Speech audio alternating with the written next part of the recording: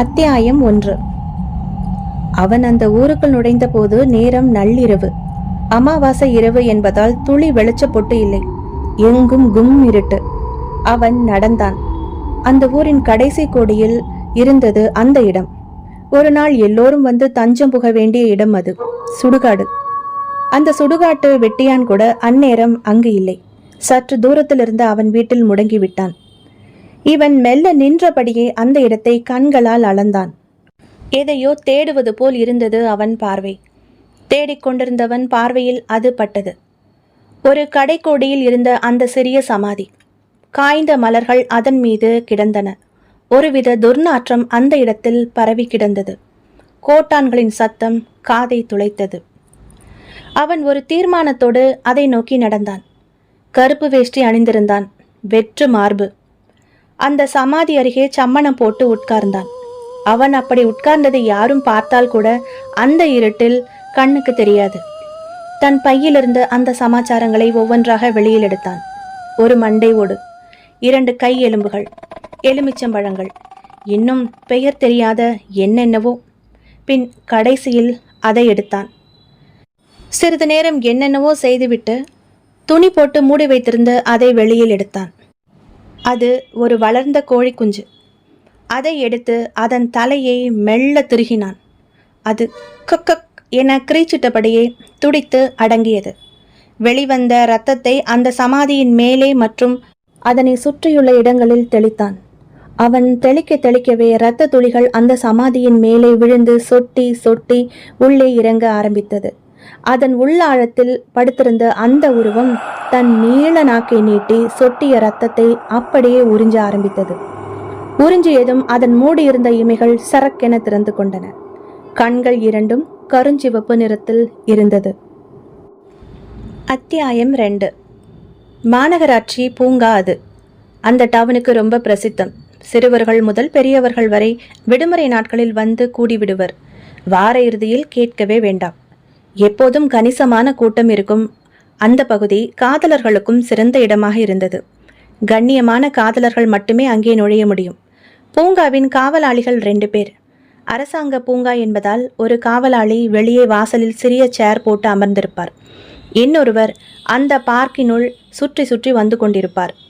கொஞ்சம் விஷமத்தனமான சிறுவர்களையும் கவனிப்பதோடு காதல் என்ற பெயரில் அத்துமீறும் சேட்டைகளையும் பார்த்தால் கையிலிருந்த தடியை சுற்றி கொண்டு வருவார். அவர் வரும் விதத்தை பார்த்ததுமே ஜோடிகள் பறந்துவிடும். அவர்களை அடையாளம் கண்டு கொண்டு அடுத்த முறை அவர்கள் வந்தால் தடாதான். பள்ளி யூனிஃபார்மில் பெண்களும் ஆண்களும் வந்தால் முதலிலேயே நோயின்றி. எனவேதான் பெற்றவர்களும் பெரியவர்களும் நிம்மதியோடு இந்த பூங்காவிற்கு தாங்கள் வருவதோடு தங்கள் குழந்தைகளையும் அழைத்து வருவார்கள். நல்ல விசாலமான நிலப்பரப்பில் தோட்டங்கள் வைத்து பராமரிக்கப்பட்டிருந்தது. பூச்செடிகளும் கூட. அந்த பூங்காவிற்கு சற்று தள்ளி பார்க்கிங் பகுதியில் தன் பைக்கை நிறுத்தினான் வெளியே ரூபன். நிறுத்தி பூட்டிவிட்டு வண்டியின் கண்ணாடியை திருப்பி கலைந்த தன் தலையை திருத்தி கொண்டான். குளிர் கண்ணாடி அணிந்திருந்தான். நீல நிற டிஷர்ட், லைட் ப்ளூ ஜீன்ஸ் அவனது நிறத்துக்கும் உடல் அமைப்பிற்கும் எடுப்பாக இருந்தது. உதட்டில் ஒரு விசில் மெட்டு. பூங்காவின் உள்ளே நுழைய போனவனை காவலாளி கேட்டான். வாங்க சார், என்ன கொஞ்ச நாள் ஆளையே காணும்? ஆஃபீஸில் வேலை பளு அதிகம் ராமு சார், அதான் இங்கே வரவே நேரமில்லை. நீங்க வரலைனாலும் உங்க மேடம் அப்பப்போ வந்து இங்க வர்ற குழந்தைங்களோட விளையாடிட்டு போவாங்க. அப்படியா என சிரித்து கொண்டே உள்ளே நுழைந்தான் ரூபன். அந்த காவலாளி மேடம் என சொன்னது ரூபனின் உயிர் காதலி ஜென்சியை. ஒரு நடுநிலை பள்ளியில் ஆசிரியையாக இருக்கிறாள். ரூபன் சேல்ஸ் எக்ஸிக்யூட்டிவ் இளைஞன். ஒரு ஸ்டீல் ஏற்றுமதி கம்பெனியில். கடந்த 2 வருடங்களாக யதேச்சையாக பஸ்ஸில் சந்தித்து டிக்கெட் வாங்கி கைமாற்றி, அப்படி கைமாற்றும் போது இதயத்தையும் மாற்றிக்கொண்டார்கள். பழக பழக இருவருடைய அலைவரிசையும் ஒத்து போகவே ஃபெவிகால் போட்டு ஒட்டினது போல் இறுகி போனது அவர்கள் இதயம். கண்ணியமான முறையில் காதலை அவர்கள் வளர்க்கும் இடம் பெரும்பாலும் இந்த பூங்காதான். வழக்கமாக அமரும் அந்த பெரிய மரத்தினடியில் வந்து அமர்ந்தான் ரூபன். ஜென்சிக்காக காத்திருக்க ஆரம்பித்தான். சற்று நேரத்தில் ஜென்சி வந்தாள். வெள்ளை நிற சுடிதாரில் தேவதையாக இருந்தாள். அவளை பார்த்த ரூபனுக்கு மனதில் கவிதை வரிகள் ஓடின பளிச்சன. கிட்டி நெருங்கிய ஜென்சியின் முகத்தில் பதட்டம், கவலை என கலவையாக காட்சியளித்தது. வேகமாக வந்து அவன் அருகே உட்கார்ந்து மூச்சிறைத்தாள். முகம் வியர்வையில் இருந்தது. என்னப்பாச்சு? ஏன் இவ்வளோ டென்ஷனாக இருக்க? ரூபன் கேட்டான். அவனை ஏறிட்டு பார்த்த அவள் விழிகளில் கண்ணீர். ரூபன் பதறினான்.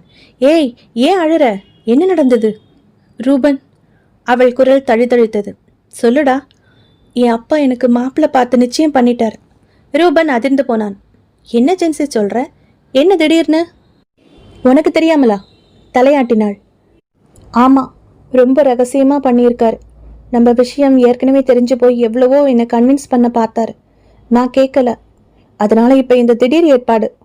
அதோட அவன் அவளை பார்த்தான். அதோட அடுத்த வாரமே கல்யாணம் நம்ம ஊர் சர்ச்சில். ரூபன் அவளை ஏறிட்டான் அமைதியாக. உன் எண்ணம் என்ன ஜென்சி? நாம கல்யாணம் பண்ணிக்கலாம் ரூபன். நீ என்கிட்ட முதல்ல சொன்னப்போ நான் மறுத்தேன். அப்பா அம்மா சம்மதம் வேணும்னு. ஆனால் அவங்க நம்ம மதத்தை காரணம் காட்டி மறுத்துட்டாங்க.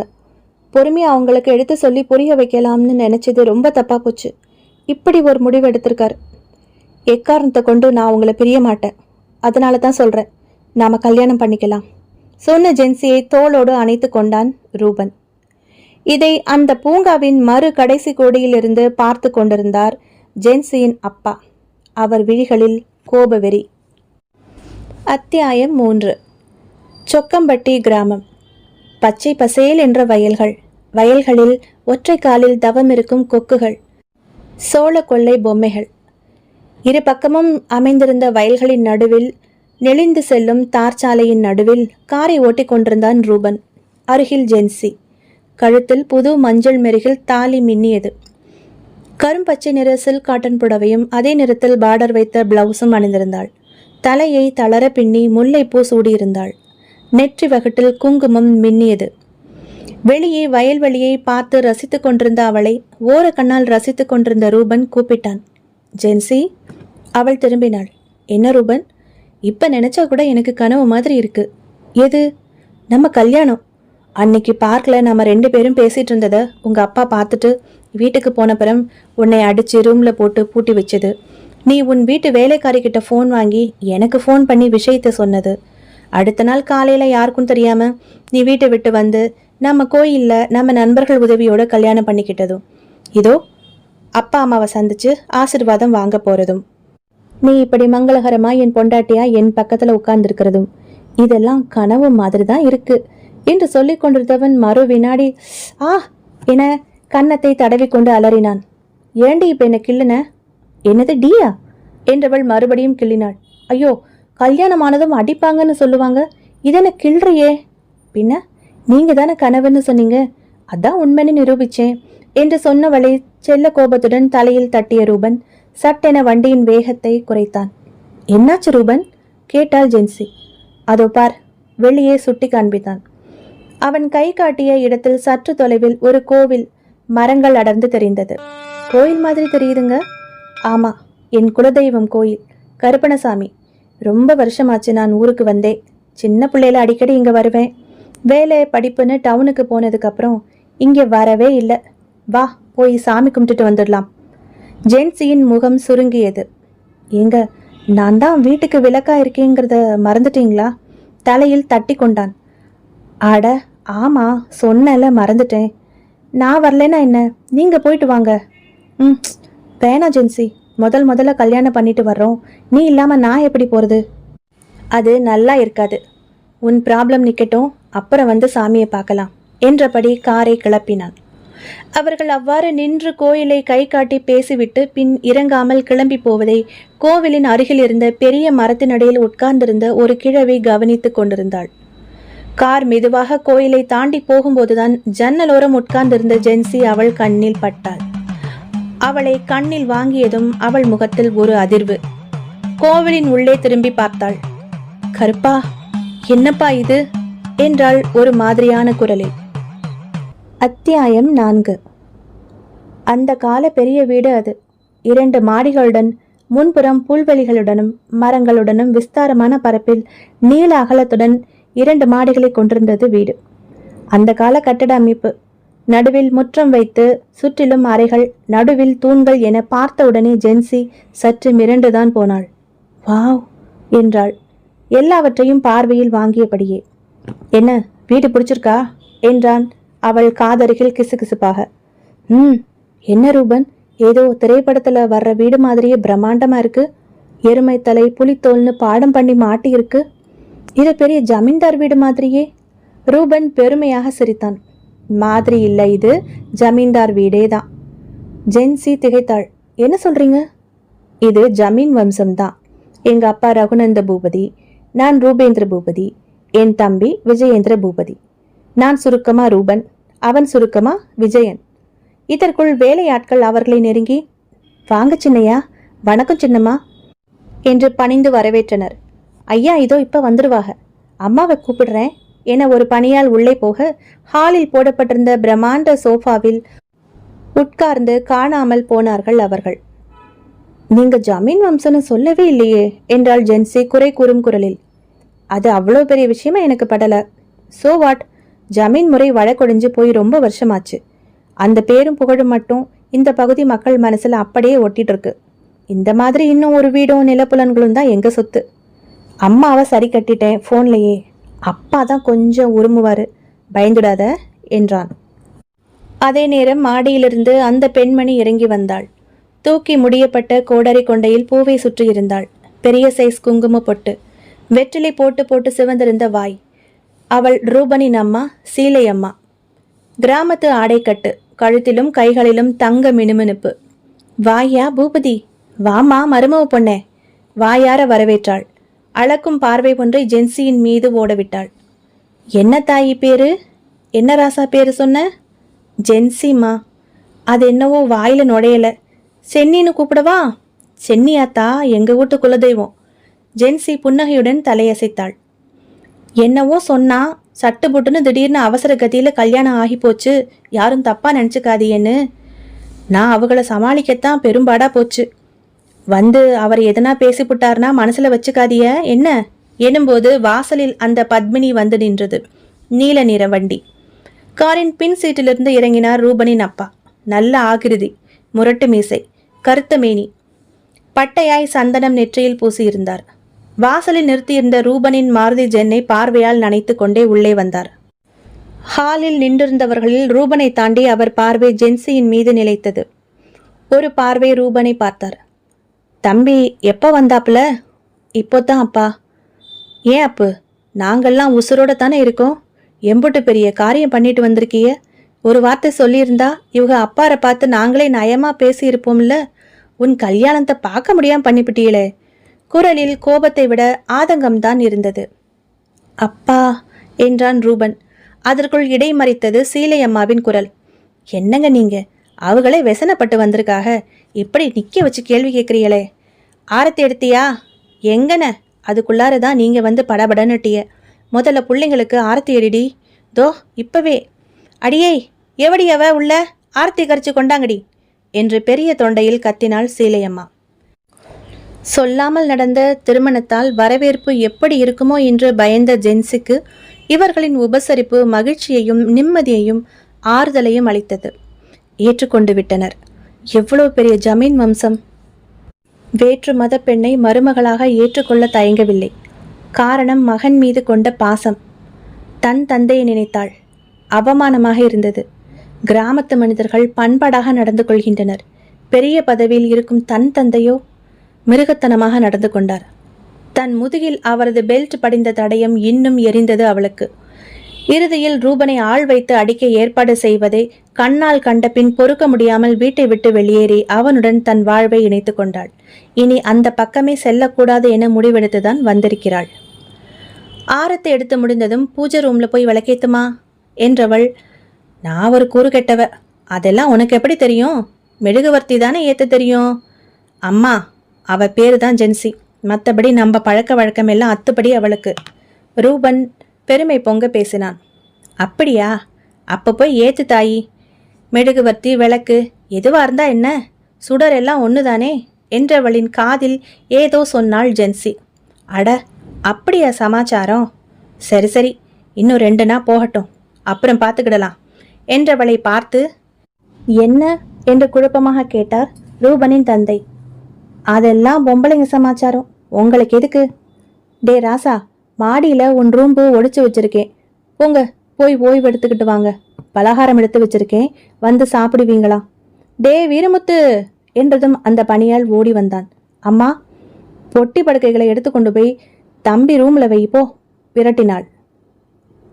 ரூபனின் அறை பிரமிக்கத்தக்கதா இருந்தது. ஒரு சிறிய மைதானம் போல். வெளியே பழைய கட்டட அமைப்பு, உள்ள அலங்காரங்கள் நவீன வசதியுடன் இருந்தது. எல்லாவித சாதனங்களும் இடம்பெற்றிருந்தது அந்த அறையில். அலங்கார திரைச்சீலைகள், பெரிய கட்டில், ஒரு குடும்பமே படுத்துக் கொள்ளலாம் போல இருந்தது. கொசுவலை மேலே கட்டி தொங்கவிடப்பட்டிருந்தது. தனியே fridge, smart TV, AC, stereo system என அமைக்கப்பட்டிருந்தது. பெரிய பெரிய வார்ட்ரோபுகள், பெரிய அலங்கார டிசைன்கள் கொண்ட ட்ரெஸ்ஸிங் டேபிள், அதன் முன் ஏகப்பட்ட மேக்கப் சமாச்சாரங்கள். குழப்பமாக ரூபனை பார்த்தாள். இதெல்லாம் உனக்காக நான் வாங்கினது. அது மட்டுமில்ல என்றபடி ஒரு புத்தம்புது வார்ட்ரோபை திறந்தான். அதில் முழுக்க முழுக்க பெண்களின் ஆடைகள், பட்டுப்புடவைகள், சுடிதார்கள், சிந்தட்டிக் புடவைகள் என மிளர்ந்தது. இதெல்லாம் கூட உனக்காக வாங்கினதுதான். கொஞ்சம் கொஞ்சமா வாங்க ஆரம்பிச்சு அப்படியே சேர்ந்துடுச்சு என்றவனை கண்ணீருடன் அணைத்து கொண்டாள் ஜென்சி. இதையெல்லாம் வைத்த விழி வாங்காமல் அந்த அறையின் ஒரு மூலையில் நின்றிருந்த அவள் பார்த்து கொண்டிருந்தாள். அவள் உருவம் அங்கே தன்னிலை மறந்து இருந்தவர்களின் கண்ணில் படவே இல்லை. நீண்ட தலைமுடி தரையை தொட்டு கொண்டிருக்க, வெள்ளை விழிகளுடன் அவர்களையே பார்த்து கொண்டிருந்த அந்த உருவம் அப்படியே ஜன்னலை நோக்கி மிதந்து சென்று மறைந்தது. அத்தியாயம் 5. என்னையா சாப்பிட்டியலா என்றபடியே வந்தார் ரூபனின் தந்தை. பின்னாடியே சீலையம்மா. ஜென்சி எழுந்து நின்றாள். அட உட்காருமா. பரவாயில்ல மாமா என நின்று கொண்டாள். மறுவாது தெரிஞ்ச புள்ள என்றாள் சீலையம்மா சிரித்து கொண்டே. பின் கணவனிடம் திரும்பி சொல்லுங்க என்றாள் ஜாடையாக. ரூபன் புரியாமல் அவர்களை பார்த்தான். என்னப்பா, ஏதாவது விஷயமா? அதான்ப்பா, அவனுக்கு கல்யாணம் ஆனதும் நம்ம ஊருக்கு கிழக்கால இருக்கிற அந்த பெரிய வீட்டை எழுதி கொடுக்கறதா இருந்தேன். நீயும் உன் பொஞ்சாதியும் அங்கே போய் கொடுத்தன ஆரம்பிச்சுக்கலாம் இனிமே நல்ல நாள் பார்த்து. உங்கள் கல்யாணம் அவசர கல்யாணமாக முடிஞ்சதால யாருக்கும் சொல்ல முடியல. ஊரை கூப்பிட்டு எல்லாரையும் அழைச்சி பெரிய விருந்து ஏற்பாடு பண்ணிடலாம்னு இருக்கோம். அதன் பிறகு உங்களை அந்த பெரிய வீட்டில் கொடுத்தன வச்சுடுவோம். எனக்கு எதுக்குப்பா அவ்வளோ பெரிய வீடு? அதோட நாங்கள் இங்கே கொஞ்ச நாள் தான் இருப்போம். அப்புறம் பெங்களூர் போயிடலாம்னு இருக்கோம். அங்கே எனக்கான வேலை இன்னும் 1 மாசத்துல இருக்குது. ஜாயின் பண்ணி ஆகணும். இல்லைப்பா, அந்த வீடு உங்கள் பாட்டி உனக்குன்னு விட்டுட்டு போன சொத்து. உன் கல்யாணத்துக்கு உன் அம்மாவோட சீதனமாக இருக்கணும்னு அவங்க விருப்பப்பட்டது. அதை மறுக்காதப்பா என்றவர் எதை நினைத்தோ கண் கலங்கினார். சீலையம்மா அவரை இடித்தாள் மெல்ல. என்ன இது, நல்ல விஷயம் பேசுகிறப்போ இப்படி கண் கலங்கிட்டு? நம்ம இதை பற்றி அப்புறம் பேசலாம். தம்பி, நம்ம தோப்பை சுற்றி பார்த்துட்டு வாங்க 2 பேரும் என்றதும் சரிம்மா என்றபடி எழுந்து கொண்டனர் இருவரும். ரூபனின் தென்னந்தோப்பு. அந்த மத்தியான வெயில் நேரத்திற்கு குளிர்ச்சியாக இருந்தது.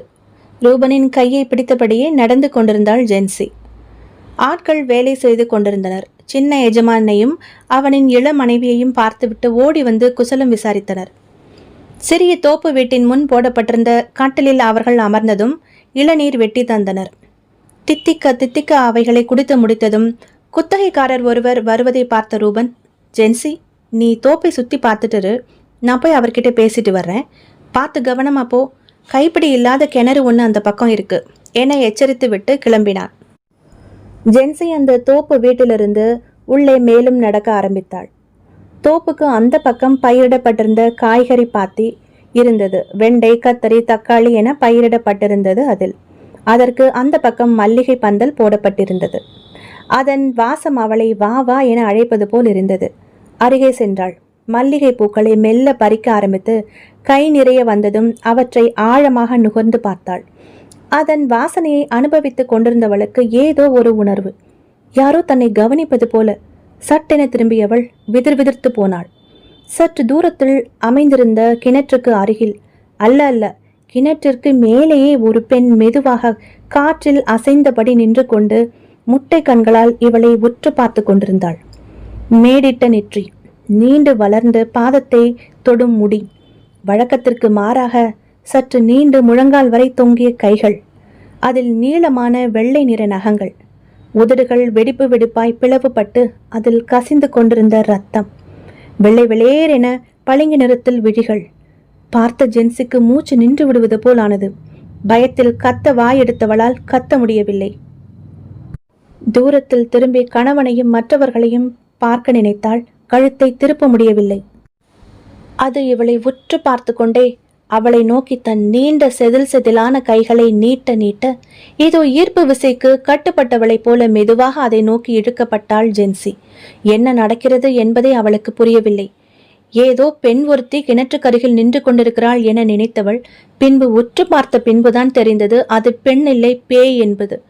சொல்லோனா பீதியில் உறைந்த ஜென்சி தான் அதுவால் இழுக்கப்படுகிறோம் என தெரிந்தாலும் எதுவும் செய்ய முடியாமல் நகர்ந்து கொண்டே போனாள். ஒரு கட்டத்தில் அவளை இழுப்பதை நிறுத்திவிட்டு அந்த அமானுஷ்ய உருவம் மெல்ல மிதந்து அவள் அருகே வந்து அவள் உடலை ஊடுருவ முயன்றது. ஆனால் சுளீர் என மின்னல் வெட்டியது போல் ஏதோ ஒன்று ஜென்சியிடமிருந்து வர மிரண்டு பின்வாங்கியது. தன்னை அவள் உடலுக்குள் நுழைய விடாமல் செய்வது எது என பார்த்தது.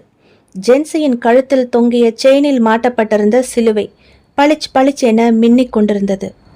ஆத்திரம் தாழமாட்டாமல் அது ஜென்சியை அப்படியே தூக்கி செடிகளுக்கு இடையில் சுருட்டி எறிந்து பின் மறைந்தும் போனது. தொப்பென ஏதோ விழும் சத்தம் கேட்டு திரும்பினவர்கள் செடி கொடிகளுக்கிடையில் ஜென்சி விழுந்து கிடப்பதை பார்த்துவிட்டு ஓடி வந்தனர். பதறியபடியே வந்த ரூபன் மயக்கமாயிருந்த அவளை தூக்கி அந்த கட்டிலில் படுக்க வைத்து தண்ணீர் தெளித்தான். கை கால்களில் நல்ல சிராய்ப்பு அவளுக்கு. சற்று நேரத்தில் மயக்கம் தெளிந்த ஜென்சிக்கு ஏதோ கனவு கண்டு எழுந்தது போல் இருந்தது.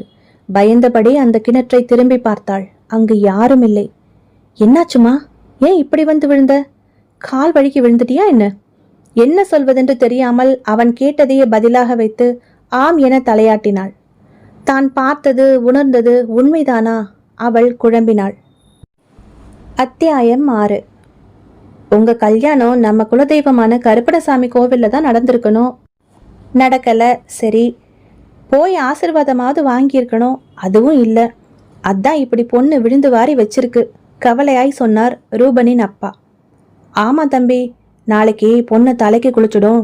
நாளன்னைக்கு நம்ம கோவிலுக்கு போய் பூஜை போட்டுட்டு வந்துடலாம் என்றாள் சீலையம்மா. டே வீரமுத்து, நாளன்னைக்கு கோவிலுக்கு போகணும். பூஜை சாமான்லாம் வண்டி கட்டிட்டு டவுனுக்கு போய் வாங்கி வந்துடு என்ன என்றதும் சரிங்கம்மா என்று நகர்ந்தான் அவன். மாடியில் தன் அறையில் படுத்திருந்தாள் ஜென்சி. அவளை ரெஸ்ட் எடுக்க சொல்லிவிட்டு ரூபன் தன் அப்பாவுடன் வெளியில் சென்றிருந்தான். ஊர் அறிய ஒரு தடவை திருமணம் நடத்தி விடலாம் என்று வீட்டில் முடிவு செய்யப்பட்டிருந்தது. அதற்காக தாலி செயின் எடுக்க, முகூர்த்த புடவை எடுக்க என கிளம்பி விட்டிருந்தனர். ஜென்சிக்கு நல்ல செட் நகைகள் வாங்கி வரும்படி ரூபனை சொல்லி இருந்தாள் சீலையம்மா. அத்துடன் ஹைதராபாத்தில் படிக்கும் இளைய மகன் விஜயனுக்கும் திருமணம் தொடர்பான விஷயங்களை தெரிவிக்கும்படி சொல்லியிருந்தாள். அவளுக்கு கைபேசி உபயோகப்படுத்த தெரியாது. வீட்டில் இருக்கும் லேண்ட்லைனில் எண்களை அழுத்தி பேச தெரியும். உடல் ஏனோ அசதியாக இருந்தது ஜென்சிக்கு. கண்களை மூடினால் அந்த கோரமான பெண்ணுருவம் வந்து வந்து பயமுறுத்தியது. அப்போது கதவை யாரோ மெல்லிதாய் தட்டினார்கள். சட்டனை எழுந்து கொண்டு உள்ள வரலாம் என்றாள் ஜென்சி. உள்ளே வந்தது சீலையம்மா.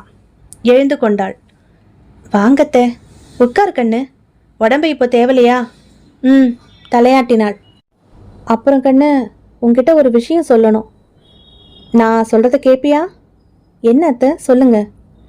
வர்ற முகூர்த்த நாள் ஒன்றில் உங்கள் 2 பேருக்கும் ஊரறிய கல்யாணம் வைக்கிறோம் இல்லையா? ஏற்கனவே மஞ்சள் கயிறு உன் கழுத்தில் என் மவன் கட்டுனது இருக்கு. அன்னைக்கு மஞ்சள் நூல் சுத்தின தாலி செயின் போட்டுக்கலாம், பிரச்சனை இல்லை. ஆனா என இழுத்தாள். என்னத்த சொல்லுங்க. ஊரே உன் கல்யாணத்தில் திரண்டு நிற்கும். அங்காளி பங்காளின்னு வருவாக. அவங்களுக்கு நீ வேத்து மதம்னு தெரியாது, ஏற்றுக்கிட மாட்டாக. அவங்க வார நேரம் கழுத்தில் நீ என்று ஜென்சியின் சிலுவையை சுட்டி காண்பித்தாள். இதை போட்டிருந்தியன்னா நல்லா இருக்காது பாரு. இதை கழட்டிரு தாயி. வீட்டில் இருக்கிற நேரம் போட்டுக்க. எல்லாம் நம்ம சாமி தான், அதுக ஒன்றும் சொல்லாது. இந்த கிருத்திருவம் பிடிச்ச மனுஷங்க தான் ஏதனா குண்டக்க மண்டக்க பேசிவிடுவாங்க. என்ன நான் சொல்றது என்றபடி சிரித்தாள் சீலையம்மா. ஜென்சி யோசித்தாள். எல்லாம் இவர்களே என நம்பி வந்தாயிற்று. இந்த அளவில் இவர்கள் ஏற்றுக்கொண்டதே பெரிய விஷயம் என்றவள் சரியத்த என்று விட்டு ஆண்டவரே என ஸ்தோத்திரம் சொல்லியபடி அதை கழட்டினாள்.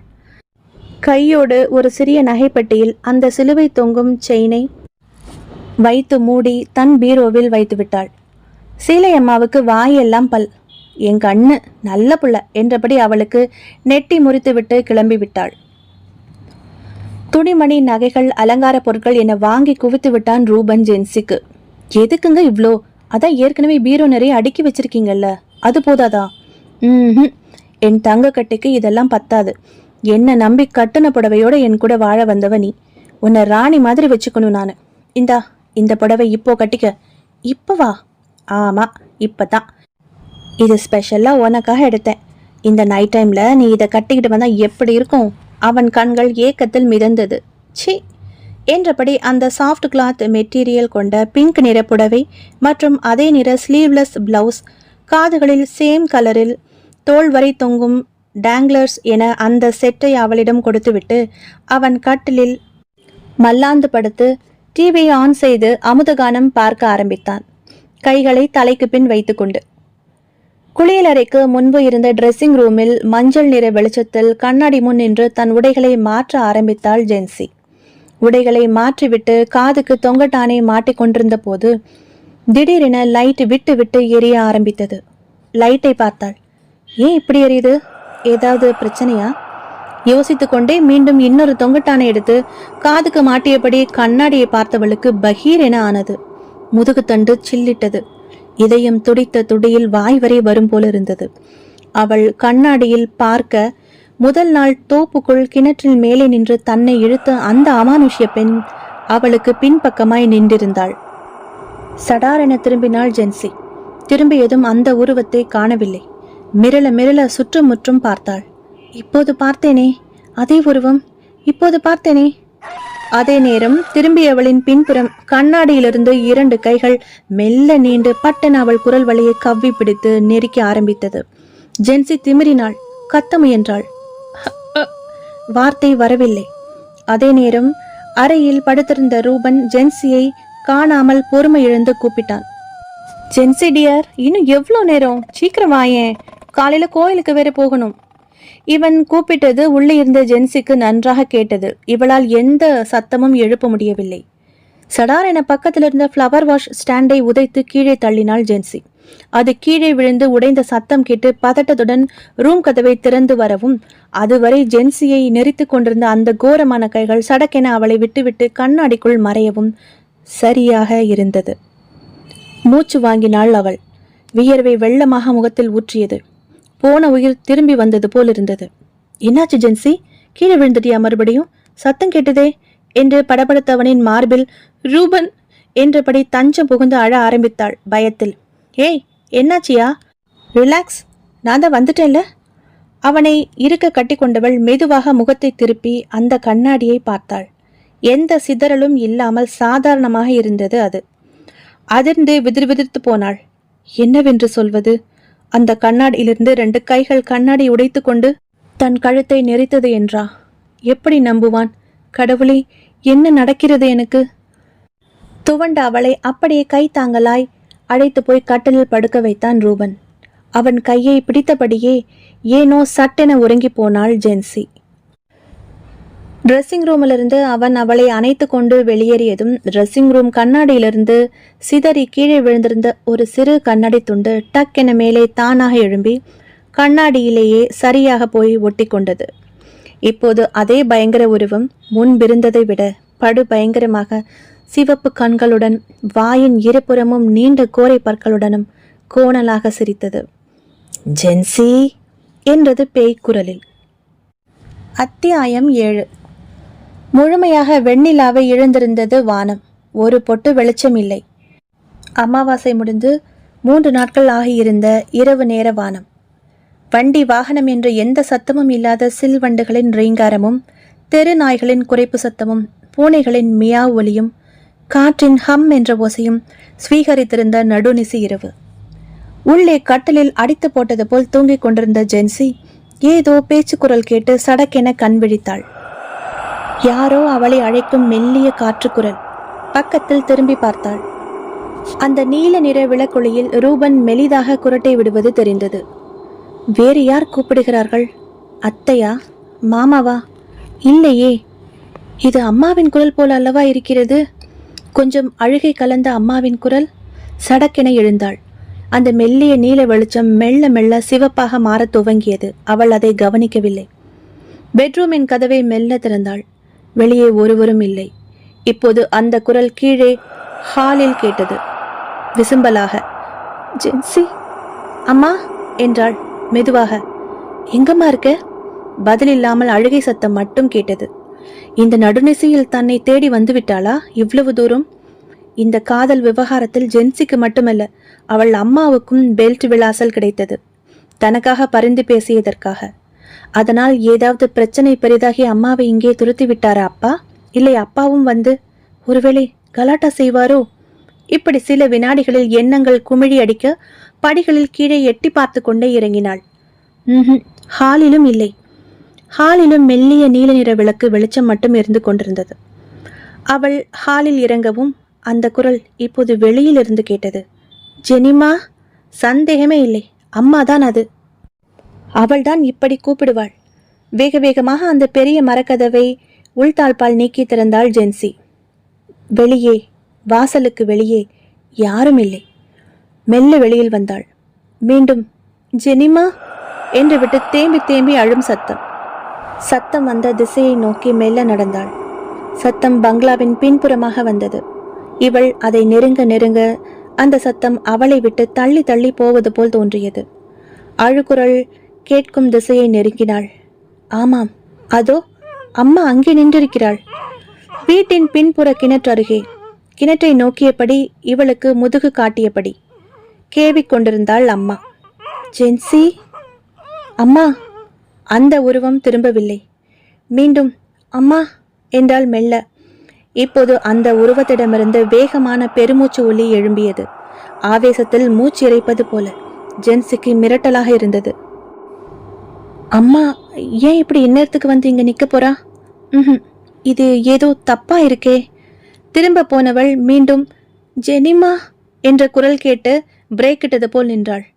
அம்மா என்றபடி அவள் வேகமாக திரும்ப, அதுவும் சடாரென தன் தலையை மட்டும் திருப்பி, நாவும் அம்மா இல்லடி என்றபடியே ஆவென வாயை பிளந்தபடி சர்ரென ஒரு காற்று போல் அவள் உடலுக்குள் புகுந்தது. அதே நொடி ஜென்சியின் உடல் தரையிலிருந்து மேலே 1 அடி உயரத்திற்கு தூக்க ஆரம்பித்தது. அவள் உடம்பு விழுக் விழுக்கென வெட்டி கொண்டது.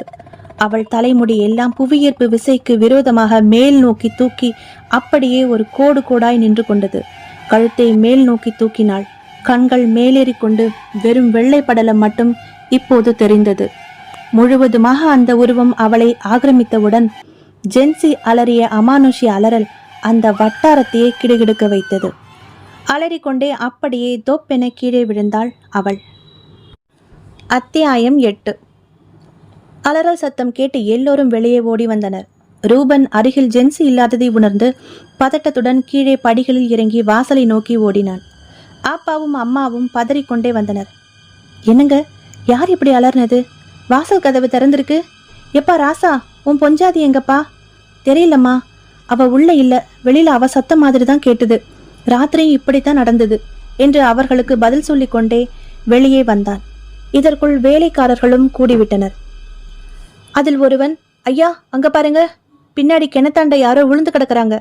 எல்லோரும் வந்து அலங்கோலமாய் விழுந்து கிடந்த ஜென்சியை பார்த்துவிட்டு அதிர்ந்து போயினர். ரூபன் பதறியவனாய் அவளை நெருங்கினான். இரவு அவன் அவளுக்கு வாங்கி தந்திருந்த இளம் பிங்க் நிற ஸ்லீவ்லெஸ் சாரியுடன் கீழே மயங்கி கிடந்தாள். புடவை எடுத்து அவளது தோளை சுற்றி இழுத்து மூடிவிட்டு அவள் தலையை தூக்கி தன் மடியில் வைத்தான். கன்னத்தை படபடவென தட்டினான். ஜென்சி, ஜென்சிமா. ஒரு வேலையால் கிணற்றிலிருந்து தண்ணீர் சேந்தி அவள் முகத்தில் தெளித்தான். அப்போதும் அவள் எழவில்லை. தம்பி, பொண்ணை அப்படியே தூக்கிக்கிட்டு வந்து ஹாலில் சோஃபாவில் கிடத்து, டே யார் அவன், போய் வைத்தியரை கூப்பிட்டு வாங்கடா என்றதும் ஆட்கள் சைக்கிளை எடுத்துக்கொண்டு பறந்தனர்.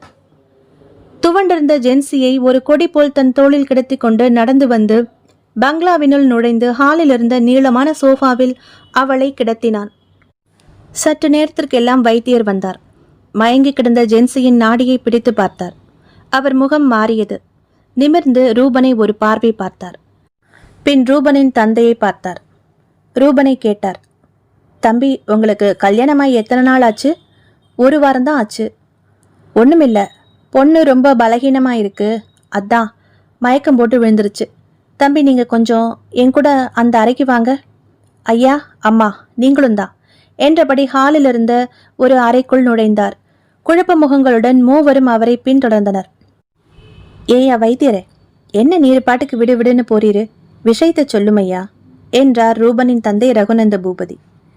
மூவரையும் ஒரு கணம் ஏறிட்டு பார்த்த வைத்தியர் ரூபனை பார்த்து மெல்ல சிரித்தார். தம்பி கொஞ்சம் அவசரப்பட்டுட்டீங்க போல இருக்கு. நல்ல செய்திதான், உங்க பொஞ்சாதி முழுகாம இருக்காக. 50 நாள் கரு அவங்க வயித்துல இருக்கு. ரெட்டை நாடி துடிக்குதுல்ல, நீங்க அப்பாவாக போறீங்க. வைத்தியர் இப்படி சொன்னதும் ரகுநந்த பூபதி அதிர்ந்து போனார்.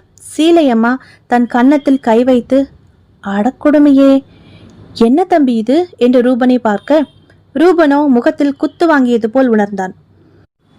இருக்காது, அதுக்கு வாய்ப்பே இல்லை. அவன் உதடுகள் முடங்கியது. சரி, ஏதோ வயசு கோளாறு, கொஞ்சம் அவசரப்பட்டுட்டாக, விட்டு தள்ளுங்க. அதான் தனியா வர சொன்னேன்.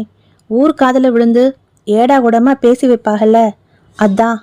அப்ப நான் வாரேன், என கிளம்ப. செத்த இருமையா என்ற சீலையம்மா உள்ளே சென்று பணம் எடுத்து வந்து அவரிடம் கொடுத்தாள்.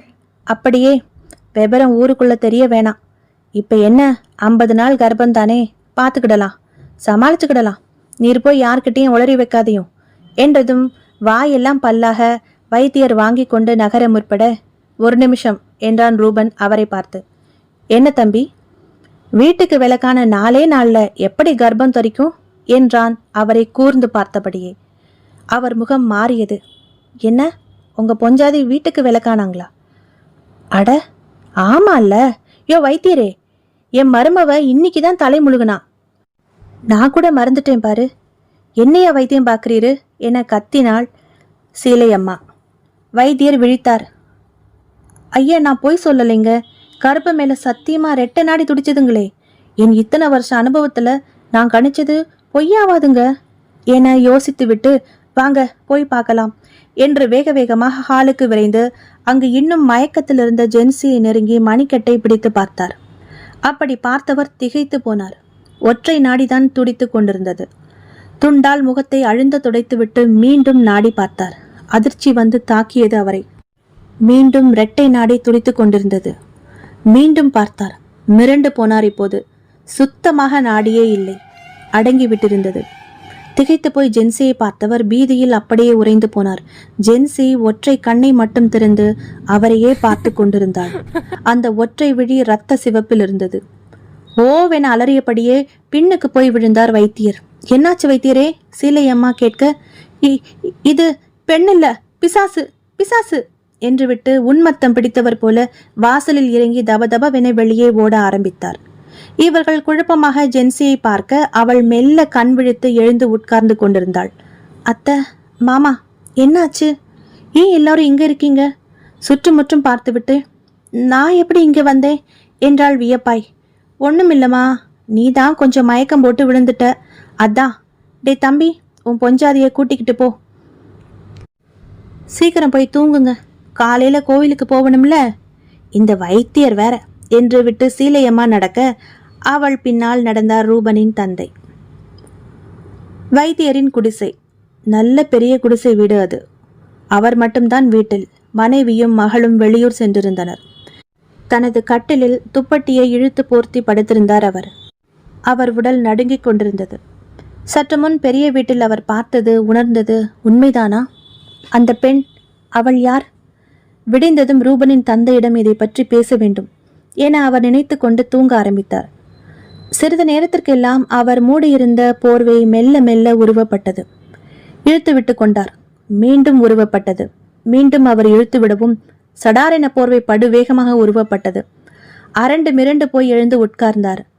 அங்கே அவர் கண்ட காட்சி, அந்த வீட்டின் ஜன்னல் வழியே வெளியே அவள் நின்றிருந்தாள். யாரது? சரியாக தெரியவில்லை. முகத்தை மூடி மறைத்திருந்தது கூந்தல். அவளது பக்கவாட்டு தோற்றம் மட்டுமே தெரிந்தது. வைத்தியரே என கூப்பிட்டது காற்று குரலில். யாரது அங்கே? பயக்குரலில் கேட்டார் வைத்தியர். நான் தான், கொஞ்சம் வெளியே வாரியலா? அந்த குரல் அந்த ஊரில் உள்ள செல்லம்மாவினுடையது. அவருக்கும் அவளுக்கும் ஒரு ரகசிய தொடர்பு உண்டு. இவள் எங்கே இந்நேரம் வந்தாள்? திரும்பி பார்த்தார். அவள் போய்க் கொண்டிருந்தாள். பயம் போய் இப்போது ஆசை உந்தி தள்ள கதவை திறந்து அவளை கூப்பிட்டார். ஏய் செல்லம்மா, எங்க போற? இங்கே உள்ளாரவா? அவள் எதுவும் பேசாமல் நடந்து போய் கொண்டிருந்தாள். இவரும் அவள் பின்னாடியே நடக்க ஆரம்பித்தார். ஊரின் ஒதுக்குப்புறத்தில் இருந்த அந்த தோப்பின் உள்ளே நடந்தார். ஜல் ஜல் என கொலுசின் ஒலி. பின்னாடியே வந்தவர் திடீரென நின்றார். செல்லம்மா ஊரிலேயே இல்லையே, சந்தைக்கு போயிருக்கா? வர 2 நாளாகும் என இவருக்கு தெரியும். அப்படியென்றால் இது யார்? பயத்தில் ஒட்டி கொண்ட நாக்கை சிரமப்பட்டு அசைத்தார். ஏய், யார் புள்ள நீ? இங்க எதுக்கு என்ன கூட்டியாந்த? அவள் டக் என நின்றாள். உன்னைத்தான் புள்ள கேக்குறேன். இந்நேரத்துக்கு இங்கன எதுக்கு வந்து நிக்கிற? திரும்ப முதல்ல. அட திரும்புன்றேன்ல என்று முன்னால் வந்து அவள் தோளில் கை வைக்க அவள் சடார் என திரும்பினாள். ஐயையோ! தூக்கி எறியப்பட்டார். முகமா அது எலும்புக்கூடு, குழி விழுந்த கண்கள். அதன் வழியே பாம்பு ஊர்ந்து கொண்டு தலை கண் குழிகளிலும் அதன் வால் அந்த உருவத்தின் திறந்த வாயிலும் வெளித்தள்ளி கொண்டு ஊர்ந்து கொண்டிருந்தது. அப்படியே ஹிஹிஹி என அவரை பார்த்து ஒரு சிரிப்பு சிரிக்க தொடங்க அவ்வளவுதான். வைத்தியருக்கு இதயம் வெடித்தது. வாயிலும் மூக்கிலும் ரத்தம் வர நெஞ்சை பிடித்து கொண்டு அப்படியே கீழே சரிந்தார். அத்தியாயம் 9. விடிந்ததும் தோப்பின் காவலாளி வந்து பார்த்துவிட்டு அதிர்ந்து போனான். ஓடிப்போய் ஊரில் தகவல் சொன்னான். எல்லோரும் ஓடி வந்து பார்த்தனர். அட, இவ்வளவு தூரம் என்னத்துக்கு வந்து இங்கன விழுந்து கிடக்கிறாரு? ஒன்றும் புரியலையே. போலீஸுக்கு தகவல் சொல்லப்பட்டு அவர் உடல் வேனில் ஏற்றப்பட்டது. ஏதோ மாரடைப்பு மாதிரி தான் தெரியுது, அந்த இன்ஸ்பெக்டர் தனக்குள் சொல்லி கொண்டார். இதற்கிடையில் ஒரு நாள் கோவில் சாத்தப்பட்டது. ஏனெனில் ஊரில் கோவில் கமிட்டி ஆட்களில் செத்து போன வைத்தியரும் ஒருவர். பெரிய வீட்டில் ரூபனின் தந்தையிடம் சீலையம்மா புலம்பிக் கொண்டிருந்தாள். இது என்ன பெரிய கொடுமையால இருக்குது? நேத்து ராவே வைத்தியர் என்னென்னவோ வளர்னாரு, இப்ப காலையில தோப்புல செத்து போய் கிடக்கிறாரு. நேத்து வர நல்லா இருந்த மனுஷன் பாவம் என்னாச்சுன்னு தெரியல. நம்ம வீட்லயே நடக்கிறது ஒன்றும் சரியில்லை. நம்ம மருமக பொண்ணு பொசுக்குன்னு மயக்கம் போட்டு விழுந்துடுறா. ராத்திரி நேரங்கிட்ட நேரத்தில் வீட்டை விட்டு வெளியே வந்திருக்கா. ஏன்னு காரணம் கேட்டா, அம்மா வந்து கூப்பிட்ட மாதிரி இருந்துச்சு அத்தைன்னு அழுகுறா. என்னத்த சொல்ல, சாதி விட்டு குளம் விட்டு பண்ண கல்யாணத்தை அந்த கருப்பை ஏத்துக்கலையோ என்னவோ புலம்பினாள். நீ செத்த சும்மா இரு என மனைவியை அதட்டினார் ரூபனின் தந்தை. நம்ம பையன் விஜயேந்திர பூபதி நாளைக்கு வருவான்ல? ஃபோன் பண்ணினானா வீட்டுக்கு? பண்ணினா. நான் தான் வர வேண்டாம்னுட்டேன். ஏண்டி, ஏன் வர வேண்டாம்னு? இங்க நிலைமை ஒன்றும் சரியில்லையே. இப்ப கோவிலுக்கும் போகல, அப்புறம் வந்து என்ன பண்றது? அதான் பையவே வாடான்னு சொல்லிட்டேன். அதுவும் சரிதான். ஏங்க என்றாள் மெதுவாக கணவனிடம். என்ன? நம்ம மருமக பொண்ணு ஜாதகம் கொண்டு போய் நம்ம ஜோசியக்காரர்கிட்ட கொடுத்து என்ன ஏதுன்னு கேட்டுட்டு வரலாமா? எதுக்கு? இல்லை, எதுவும் பார்க்காம கண்ணாலம் பண்ணிக்கிட்டாங்க.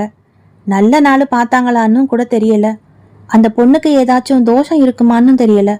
அதையும் இப்பவே பார்த்துக்கிட்டா நல்லது, சரி பண்ணிக்கிடலாம்ல.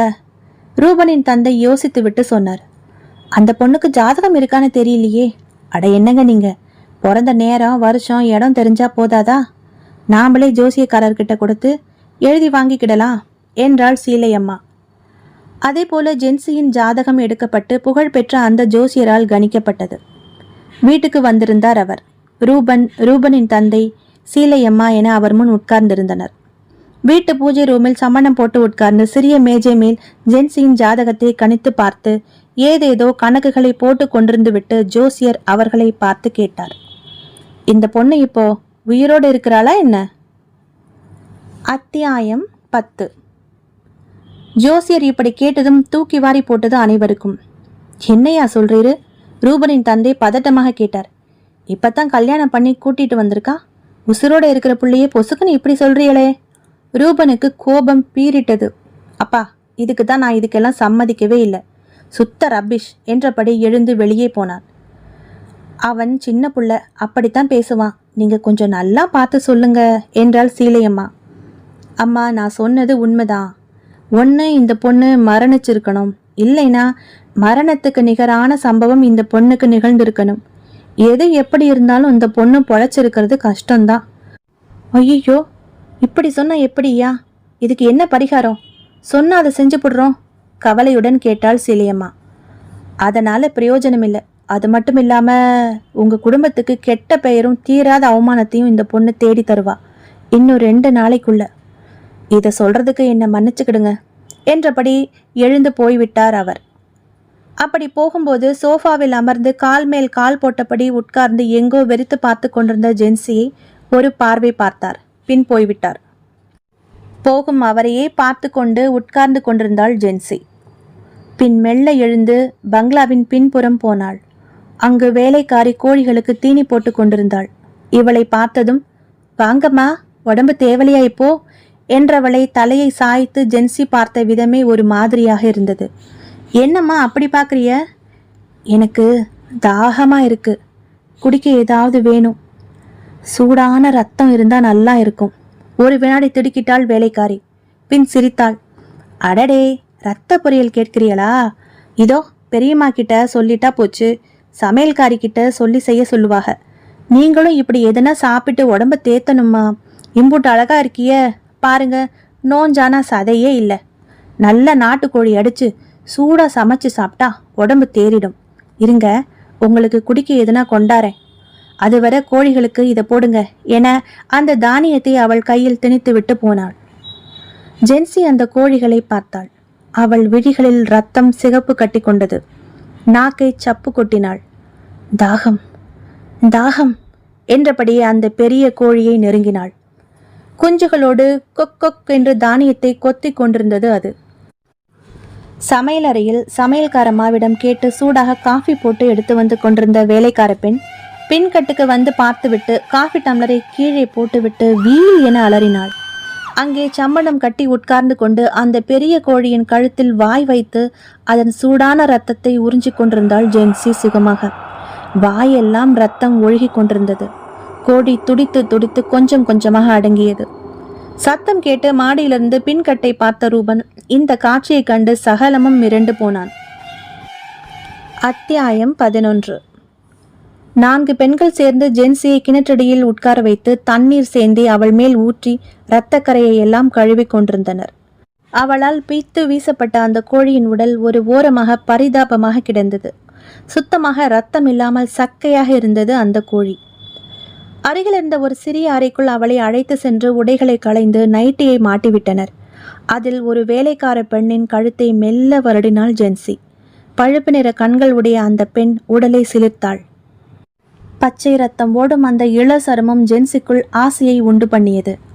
அவள் கழுத்தில் வாய் வைத்து அப்படியே பற்களை பதித்து இரத்தத்தை சுட சுட உறிஞ்சினாள். எப்படி இருக்கும்? சி! தலையை உதறிக்கொண்டாள். என்ன இது? இப்படியெல்லாம் நினைக்கிறேன். என்ன இது? இந்த பெண்கள் எனக்கு என்ன செய்து கொண்டிருக்கிறார்கள்? ஏய், என்னது? விடுங்க என்று அவர்களிடமிருந்து விலகினாள். என்ன செய்றீங்க என்றபடி அந்த அறையை விட்டு வெளியே வந்தாள். செய்யறதெல்லாம் செஞ்சுப்பிட்டு நம்மள என்ன பண்றீங்கன்னு கேக்குது பாரு. பச்சை ரத்தம் அப்படியே கழுத்தை கவ்வி குடிக்குது. இது என்ன இழவோ கருமமோ தெரியல. நம்ம சின்ன எஜமா எங்கிருந்து கூட்டிக்கிட்டு வந்தாலும் புரியல. அந்த பெண்கள் பேசிக்கொண்டது அவள் காதில் தெளிவாக கேட்டது. பகீர் என்றது அவளுக்கு. ரத்தம் குடித்தேனா? நானா? எப்போது? அப்போதுதான் பார்த்தாள் வேலையாட்கள் அந்த கோழியை அப்புறப்படுத்துவதை. அவளை ஒரு பயப்பார்வை பார்த்தபடி சென்றனர் அவர்கள். இவளுக்கு குழப்பமாக இருந்தது. ஏதேதோ நினைவுகள் விட்டு விட்டு சுழன்றது. கோழியை பார்த்தது ஒரு ஃப்ளாஷ், பின் அதை கையில் எடுத்தது ஃப்ளாஷ், பின் அதன் கழுத்தில் வாய் வைத்து என விட்டு விட்டு நினைவுகள் மின்னியது. ஐயோ கடவுளே, நானா இதெல்லாம் செஞ்சேன்? என்ன ஆனது எனக்கு? பெட்ரூமுக்குள் வந்தாள். அங்கே ரூபன் சோஃபாவில் உட்கார்ந்திருந்தான். எதுவும் பேசாமல் உள்ளே நுழைந்த அவளை பார்த்தான். அவள் தயக்கமாய் அவனை பார்த்தாள். ரூபன் மெல்ல கூப்பிட்டாள். சொல்லு என்றான் ரூபன். எனக்கு நிஜமாவே நான் தான் அதை செஞ்சனா? அவன் அவளை ஊடுருவி பார்த்தான். பின் அவளை அருகே அழைத்து தன் நெஞ்சில் சாய்த்து கொண்டான். ஏனோ அவளுக்கு அழுகை முட்டி கொண்டு வந்தது. ரூபன் என்றாள் விசும்பலாக. எனக்கு என்ன நடக்குதுன்னே தெரியல. என்னை சுற்றி ஒரே மர்மமாக இருக்கு. இந்த வீட்டுக்கு வந்ததுலேருந்து ஒன்றுமில்லடா. குழப்பத்தில் நடந்த கல்யாணம் இல்லையா? உனக்கு டிப்ரெஷன் ஆயிருக்கு. வேற ஒன்றுமில்லை, சரியாயிடும் சமாதானம் செய்தான். ஆறுதல் அடைந்து மெல்ல மெல்ல அவன் மார்பில் சாய்ந்து அப்படியே தூங்கி போனாள் ஜென்சி. அவளை சோஃபாவில் படுக்க வைத்து போர்த்துவிட்டு கீழே வந்தான். அப்பாவும் அம்மாவும் மிரண்ட முகங்களுடன் ஹாலில் உட்கார்ந்திருந்தனர். என்னப்பா இப்படி பண்றா என்றார் அப்பா. என்னடா பச்சை ரத்தம்லாம் குடிக்கிறா என்றாள் அம்மா. ஜோசியர் சொன்னது உண்மைதான் போலையே. ஷ், என்னம்மா நீங்க? அவ கொஞ்சம் மன ரீதியா பாதிக்கப்பட்டிருக்கா, அவ்வளவுதான். அவளை சந்தோஷமா வச்சிருந்தா போதும். அவளை கூப்பிட்டுக்கிட்டு வெளியில எங்கேயாவது போயிட்டு வந்துடுறேன், நாளைக்கே கிளம்புறேன், அவகிட்ட யாரும் எதுவும் பேச வேண்டாம் என்று விட்டு போய்விட்டான். அம்மாவும் அப்பாவும் ஒருவரையொருவர் பார்த்து கொண்டனர். நேரம் நள்ளிரவை நெருங்கியது. தூங்கிக் கொண்டிருந்த ரூபன் சட்டென கண் விழித்தான். பக்கத்தில் பார்த்தான். திடீர் என்றது. ஜென்சியை காணவில்லை. எங்கே போயிருப்பாள்? யோசித்து கொண்டே கூப்பிட்டான். பாத்ரூமில் இருக்கிறாளோ? ஜென்சி? பதிலில்லை. எழுந்தான். பாத்ரூமில் பார்த்தான். இல்லை. எங்கே சென்றாள் இந்நேரம்? கடிகாரத்தை பார்த்தான். 2 மணி. பால்கனி, மொட்டை மாடி, மற்ற அறைகள், ஹால் என தேடினான். எங்கும் அவள் இல்லை. ஏனோ அவனுக்குள் ஒரு இனம் புரியாத திகில் மூண்டது. கதவை திறந்து வெளியே வந்தான். முந்தா நாள் ஜென்சி விழுந்து கிடந்த கிணற்றை போய் பார்த்தான். இல்லை. தோட்டத்தை சுற்றி வந்தான். எங்கே போனாள்? அவள் நடவடிக்கைகளே வித்தியாசமாக இருக்கிறது. இத்தனை நாள் காதலில் ஒரு நாள் கூட அவள் இப்படியெல்லாம் நடந்து கொண்டது இல்லை. இந்த ஊருக்கு அவளை அழைத்து வந்ததிலிருந்து தான் பிரச்சனையே ஆரம்பித்திருக்கிறது. யோசனையுடனே திரும்பியவன் அதிர்ந்தான். தூரத்தில் அந்த பெரிய வீட்டின் முன்புற பெரிய கம்பிகேட் தானாக திறந்தது. வெளியிலிருந்து ஜென்சி நடந்து வீட்டை நோக்கி போய்க் கொண்டிருந்தாள். இவனுக்கு பலமான அதிர்ச்சி. கூப்பிட வாயெடுத்தவன் அவளிடம் ஏதோ வித்தியாசத்தை உணர்ந்து கூப்பிடாமல் அவளை நெருங்கினான். ஒரு பொம்மை போல் அவள் வீட்டை நோக்கி சென்று கொண்டிருந்தாள், எதையும் பார்க்காமல். நடந்து படிகளில் ஏறி பெட்ரூமுக்குள் நுழைந்து உள்ளே கட்டிலில் போய் படுத்து கொண்டாள் அவள். கண்களை மூடிக்கொண்டாள். கீழே அவளை தொடர்ந்து நடந்தவன் ஹாலில் பிசுபிசுவென ஏதோ ஈரமாக கிடப்பதை பார்த்தான். என்ன அது? லைட்டை போட்டான். பயங்கரமாக அதிர்ந்து போனான். அது ரத்தம். நல்ல கருஞ்சிவப்பு நிறத்தில். ஜென்சி நடந்து வந்த பாதை எங்கும் கொட்டியிருந்தது. அதை தொடர்ந்து கொண்டே படியேறினான். ரத்தம் அவனது பெட்ரூமை நோக்கி போனது. உள்ளே போனான். லைட்டை போட்டான். அறை வெளிச்சத்தில் நிரம்பியது. ரத்தத்தை பார்வையிட்டு கொண்டே போனவன் படு பயங்கரமாக அதிர்ந்தான். ஜென்சியின் வெள்ளை நிற கஃப்தான் எனப்படும் இரவு உடையில் அவள் மார்பு பகுதி முழுவதும் இரத்தத்தால் நனைந்து சொத சொதவென வயிறு வரை பரவியிருந்தது. அவள் வாயை சுற்றி இரத்தம் அடர்த்தியாக இருந்தது. ஒரு இரத்தம் நிரம்பிய பாத்திரத்துக்குள் வாயை விட்டு கொடுத்தால் எப்படி வாய் மூக்கு எல்லாம் ஒட்டி கொள்ளுமோ அப்படி இருந்தது அது. ஜென்சி! அவன் அலறல் அம்மாவையும் அப்பாவையும் மாடிக்கு கட்டி இழுத்து வந்தது. ஸ்தம்பித்து நின்ற ரூபனையும் ஜென்சி இருந்த கோலத்தையும் பார்த்து திக்கென அதிர்ந்து போய் நின்றார்கள் இருவரும். அவர்களை தொடர்ந்து வந்த வேலைக்கார பெண் சுப்பு அதிர்ச்சியில் நெஞ்சை பிடித்து கொண்டாள். அதே நேரம் வாசலில் ஏதோ கசமுசாவென சத்தம் கேட்க வாசலுக்கு விரைந்தார் ரூபனின் தந்தை ரகுநந்த பூபதி. வாசலில் தீவட்டியுடன் ஒரு கும்பல் நின்று கொண்டிருந்தது. அவர்களுக்கு முன்னால் வேலையாள் வீரமுத்து. எல்லார் கண்ணிலும் கலவரம் மற்றும் பீதி. என்னலே, என்ன விவரம்? இந்நேரத்துக்கு வந்திருக்கியேலா? ஐயா, ராசா என்றான் கும்பலில் ஒருவன். என்னல? ஐயா, எங்க பட்டியில இருந்த ஆடுகள்ல 5-6 ஆடுங்க எல்லாம் விழுந்து செத்து கிடக்குங்க. எல்லா ஆட்டு கழுத்துலையும் பல் பதிஞ்ச அடையாளம் இருக்குதுங்க. சுத்தமா ரத்தம் இல்லாம சக்கையா இருக்குது. புலி நரி வந்தா கூட இப்படி ரத்தம் குடிக்காதுங்க, அடிச்சுதான் இழுத்துக்கிட்டு போகும். இது ஏதோ மர்மமா இருக்குங்க. ரூபனின் தந்தை மிரண்டுதான் போனார். அவரையும் அறியாமல் அவர் கண்கள் மேலே மாடி அறையை நோக்கியது. என்னலே பொருளையை கிளப்பிட்டுருக்கிய? புலி நரின்னுக்கிட்டு நம்ம ஊருக்கு என்னைக்கில இதெல்லாம் வந்திருக்கு? கதை சொல்லாம போய் ஆக வேண்டிய வேலையை பாருங்க. விடிஞ்சதும் என்னான்னு பார்க்கலாம். அதே நேரம் இன்னும் 3 பேர் திமு திமு வென்று ஓடி வந்தனர்.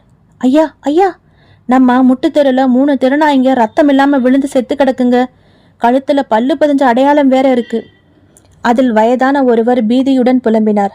அட கிரகமே, 70 வருஷத்துக்கு முன்னாடி இருந்த ரத்த காட்டேரி தடை உடைஞ்சு வெளிப்பட்டுடுச்சு போலையே. என்ன ஆக போகுதுன்னு தெரியலையே. எல்லோரும் அதை கேட்டு பீதியில் உறைந்து போயினர். மேலே மாடியிலிருந்து இதையெல்லாம் பார்த்து கொண்டிருந்த ரூபனையும் சேர்த்து.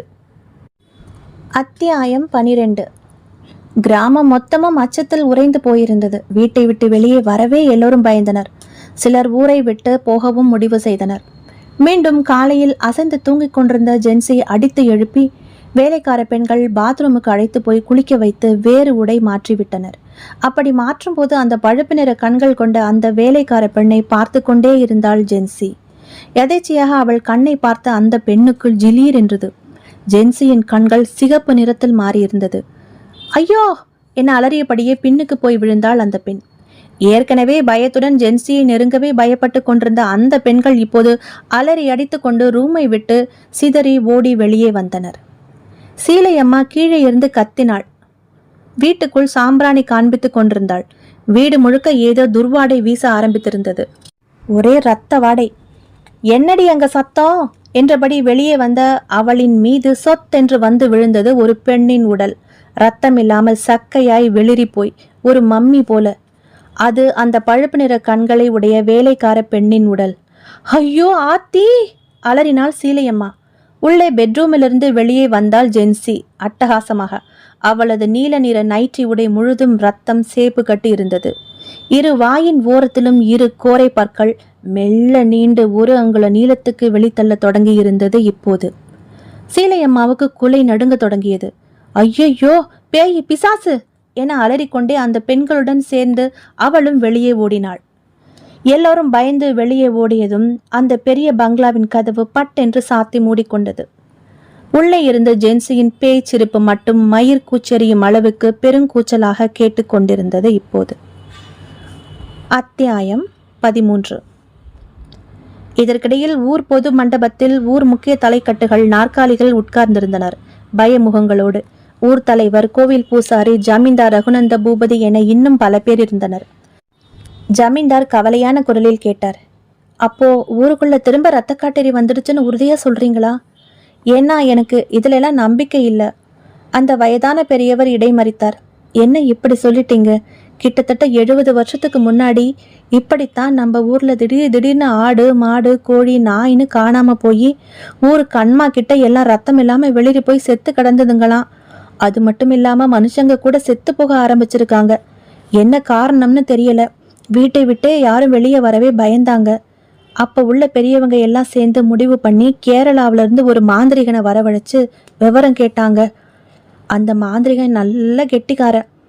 வந்த 5 நிமிஷத்திலேயே அது என்ன அமானுஷ்யம்னு கண்டுபிடிச்சிட்டான். இந்த ஊர்லயே துர்மரணத்துல இறந்து போன ஒரு பொண்ணோட பிரேதாத்மா ரத்த தாகத்தோட எழுந்து ரத்தம் குடிக்கிற ரத்த காட்டேரியா மாறி இருக்குங்கிறத பிரசன்னம் பார்த்து சொல்லிட்டான். அந்த துராத்மா யாரால செத்ததோ அவங்கள பழிவாங்கினாலும் அதால ரத்த வேட்டையாடுறத நிறுத்த முடியல. ராத்திரியானா வெளியில வந்து யார் உடம்புலையாவதோ புகுந்து தன் ரத்த தாகத்தை தீர்த்துக்கும். அப்படி வெறியோடு இருந்த அந்த பிரேதாத்மாவை அந்த மாந்திரிகன் தன் சக்தி எல்லாம் காண்பிச்சு கட்டுப்படுத்தினான். அதை அவனால முழுசா அழிக்க முடியல, கட்டுப்படுத்த தான் முடிஞ்சது. இன்னும் 100 வருஷத்துக்கு தான் இதுக்கு சக்தி. அதுவரை இதை என்னால் கட்டுப்படுத்தி வச்சிருக்க முடியும். அதன் பிறகு கொஞ்சம் கொஞ்சமா அதன் சக்தி அழிஞ்சு போய் பஞ்சபூதத்துக்குள்ள கலந்துடும். ஆனா அதுக்குள்ள இது எக்காரணத்தை கொண்டாவது வெளியே வந்ததுன்னா இதை அழிக்கிறது ரொம்ப கஷ்டம். அந்த கடவுளே இறங்கி வந்தாதான் முடியும். சாதாரண என்ன போல மனுஷங்களால அது முடியாது அப்படின்னு சொல்லிட்டு போயிட்டான். அந்த பிரேதாத்மாவை சுடுகாட்டில் அதன் சமாதியிலேயே அடக்கி அதை சுத்தி மந்திர கட்டு போட்டுட்டு போயிட்டான். அந்த சமாதி இப்போ அந்த சுடுகாட்டுல எங்க இருக்கு? ஊர் தலைவர் பயத்துடன் கேட்டார். நம்ம ஊர் சுடுகாட்டுல கடைசி மூலையில ஒரு சின்ன சமாதி இருக்குமே, அந்த சமாதி தான் அது. வழி வழியா வெட்டியானா இருக்கிறவங்க அந்த சமாதியை பராமரிச்சுக்கிட்டு வருவாங்க. அப்பப்ப அதுக்கு ரத்த படையல் நடக்கும். ஜமீன் வம்சத்துல இருந்து தான் அதுக்கு காசு போயிட்டு இருக்கும் வழி வழியா. ரகுநந்த பூபதி தலையாட்டினார். ஆமா, என் தாத்தா காலத்திலிருந்து இது உண்டு. நானும் அதை தொடர்றேன். ஆனா அதுக்கு பின்னாடி இருக்கிற காரணம் எனக்கு தெரியாது. என் அப்பா கிட்ட தாத்தாவும் என் அப்பா என்கிட்டையும் எக்காரணத்தை கொண்டும் அதை நிறுத்தக்கூடாதுன்னு சொல்லியிருக்காங்க. ஆனா இப்ப வர வருஷம் 2 முறை ரத்த படையல் எல்லாம் நடந்துக்கிட்டு தானே இருக்கு. அப்புறம் எப்படி இந்த கோளாறு நடக்கும்? அவர் இப்படி சந்தேகத்துடன் கேட்க அதற்கு பதில் சொல்லுவது போல் அந்த ஊர் சுடுகாட்டு வெட்டியான் அடித்து பிடித்து கொண்டு ஓடி வந்தான். ஐயா, சாமி, எல்லோரும் வாங்க! பதறி எழுந்தனர் அனைவரும். என்னடா விருசா, என்னாச்சு? ஐயா, நான் என்னத்தை சொல்லுவேன்? வழி வழியா எங்க ஆளுங்க பூசி போட்டுக்கிட்டு வந்த அந்த மூல சமாதி உடஞ்சு கிடக்குங்க. இன்னைக்கு வைத்தியர் பணம் வந்துச்சு. பணத்தை புதைக்கலாம்னு எடுத்துக்கிட்டு போனோம். கோழி அறுத்து அங்கங்க ரத்தம் சிதறி கிடக்குதுங்க அந்த சமாதி மேல. யாரோ சாம பூஜை பண்ணியிருக்கானுங்க. எல்லோரும் அப்படியே விதிர் விதிர்த்து போயினர். அத்தியாயம் 14. அந்த ஊரின் தென்மேற்கு மூலையில் இருந்த சிறு குன்று போல் இருந்த அந்த மேட்டை நெருங்கி அதில் ஏற தொடங்கினாள் சீலையம்மா. அவள் கண்களில் ஆத்திரம் கொப்பளித்து கொண்டிருந்தது. புஸ் புஸ் என்று மூச்சு வாங்கிக் கொண்டு அந்த மேட்டை நெருங்கினாள். அருகில் வீரமுத்து, அவளின் ஆஸ்தான வேலையாள். எங்கேயா இருக்கா அந்த ஆளு? வீரமுத்து கை காட்டினான். குகை போன்ற ஒரு பாறை இடுக்கில் உட்கார்ந்து கொண்டு ஒரு மண்டை ஓட்டுக்கு மை பூசிக் கொண்டிருந்தான் அவன். நாம் முதல் அத்தியாயத்தில் பார்த்தவன். இவர்கள் வரவும் முகம் சுருக்கி பார்த்துவிட்டு எழுந்து வந்தான். கருப்பு நிற கம்பளி போர்த்தி இருந்தான். கழுத்தில் ஏதேதோ அணிந்திருந்தான். இரு புருவ மத்தியில் மை பூசியிருந்தான். எண்ணெய் காணாத தலை செம்பட்டை நிறமாய் மாறியிருந்தது. தாடி மீசைக்குள் அவன் முகத்தை தேட வேண்டியிருந்தது. வாய்க்குள் சுருட்டு புகைந்து கொண்டிருந்தது.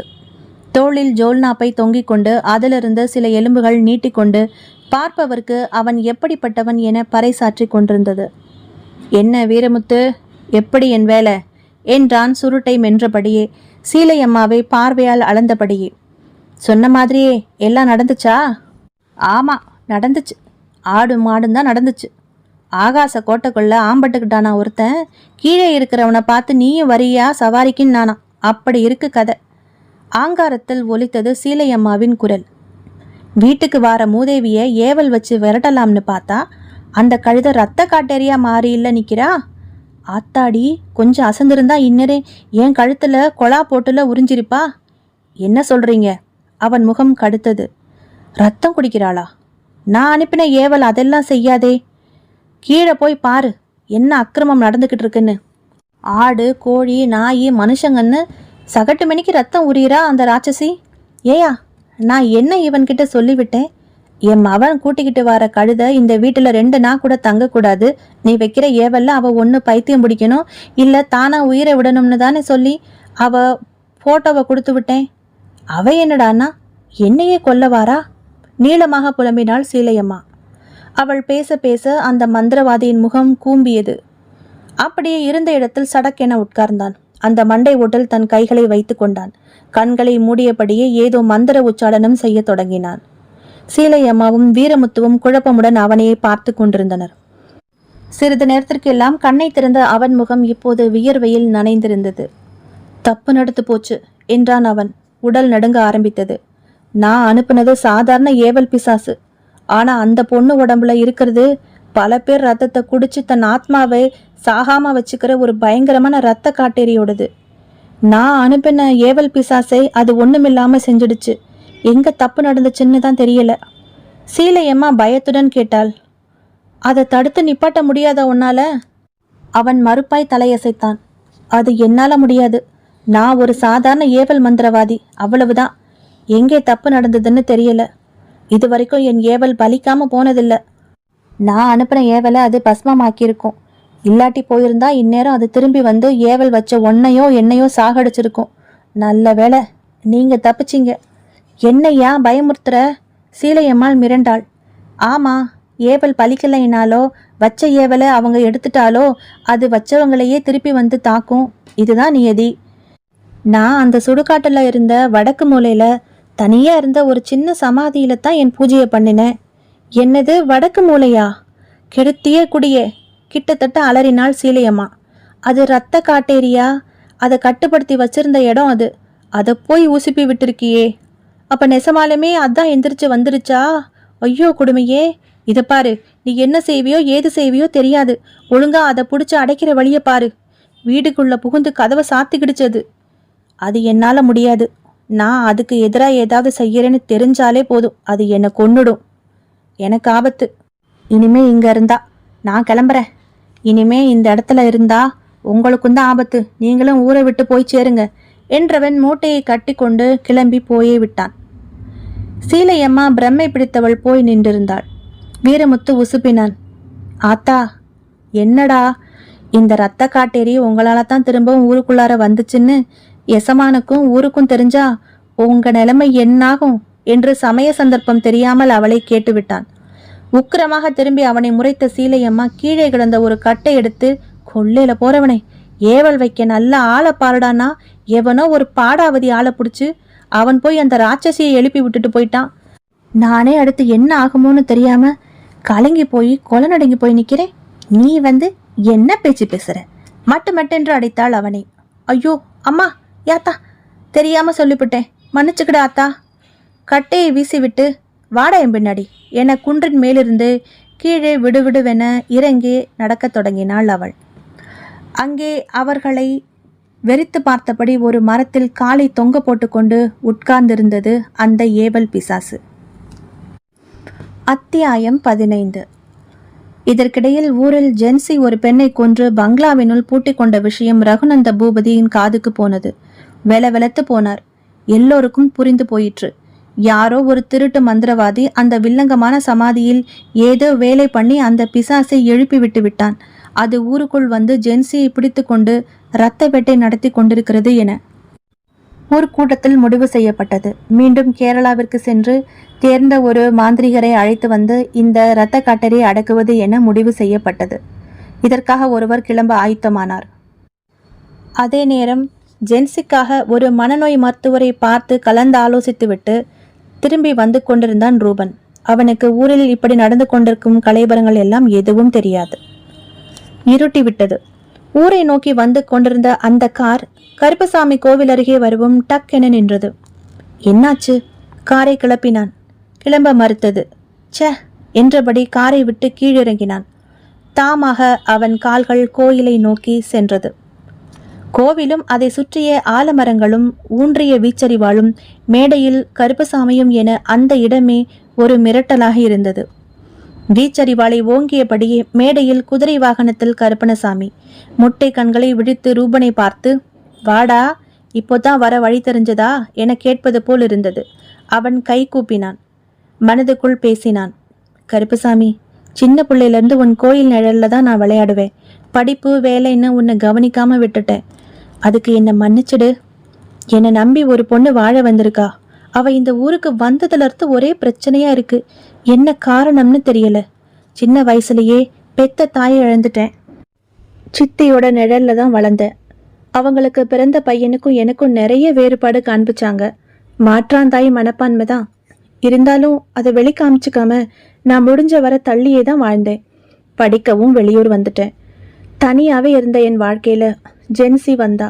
ஒரு வசந்தத்தை உருவாக்கினா. அவளுக்கும் எனக்குமான வாழ்க்கை ஆரம்பிக்கும் போதே இத்தனை பிரச்சனைகள். என்ன பண்றதுன்னே தெரியல கருப்பா. நீதான் எனக்கு எல்லாம். எனக்கு வழிகாட்டு. இப்ப கூட அங்க ஊர்ல வீட்டுல என்ன பிரச்சனை காத்துக்கிட்டு இருக்கோ தெரியல என்றபடி மனமுருக வேண்டி நின்றவனின் காதுகளில் தம்பி என்ற அந்த குரல் கேட்டது. சட்டென திரும்பி பார்த்தான். அந்த வயதான பெண்மணி நின்று கொண்டிருந்தார். அவர்கள் முதலில் ஊருக்கு வந்தபோது பார்த்தோமே அதே கிழவிதான். அவன் அந்த நேரத்தில் அந்த முதியவளை பார்த்துவிட்டு திகைத்து போனான். நீங்க என்னப்பா அப்படி பார்க்குற? என்ன அடையாளம் தெரியலையா? நான் தான் கோயிலம்மா. மறந்துட்ட பாத்தியா?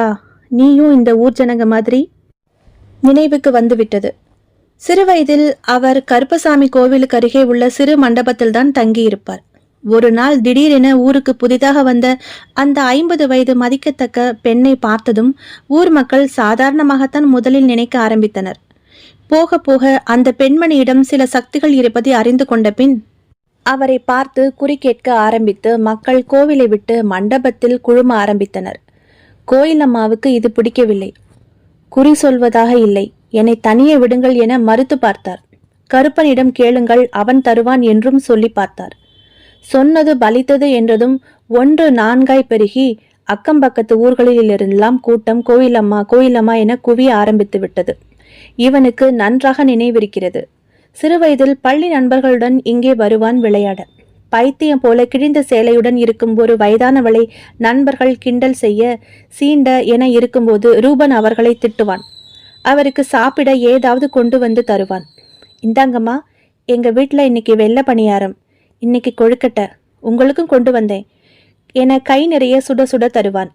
நீ சாப்பிட்டியா கண்ணு? அவள் கேட்பாள். ஓ என்பான் பெரிதாக தலையாட்டி கொண்டே.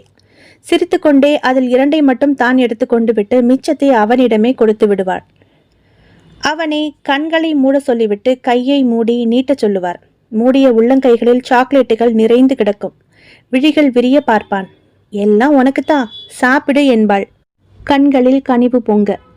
அதன் பிறகு சில நாட்களில் அவள் புகழ் பெற ஆரம்பித்ததும் அவனால் கோவில் அம்மாவை சந்திக்கவே முடியவில்லை. அவ்வளவு கூட்டம். பொறுத்து பார்த்தவர் ஒரு நாள் திடீரென காணாமல் போனார் கோயிலை விட்டு. அவர் இமயமலைக்கு போய்விட்டதாக பேசிக்கொண்டனர் ஊர் மக்கள். கொஞ்ச நாளில் அவர்கள் கோயிலம்மாவை சுத்தமாக மறந்தே போயினர். தன் வயது முதிர்ந்த தோழியை காணாமல் மண்டபத்தில் சுற்றி சுற்றி வருவான் ரூபன். பின் அவனும் மறந்துதான் போனான். சித்தி முழுமையாக அவனை யோசிக்க விடாமல் ஏதாவது செய்து கொண்டிருந்தாள். ரூபனை படிக்க வேண்டாம், விவசாய தோட்ட வேலைகளை பார்த்து கொள்ளட்டும் என்பாள். அவன் மறுத்து படிப்புடன் நன்கு ஊன்றி போனான். கல்லூரிக்கு எதுக்கு, நம்ம வீட்டோட நிர்வாகத்தை பார்த்துக்கிட்டு இருக்கட்டும் என்பாள்.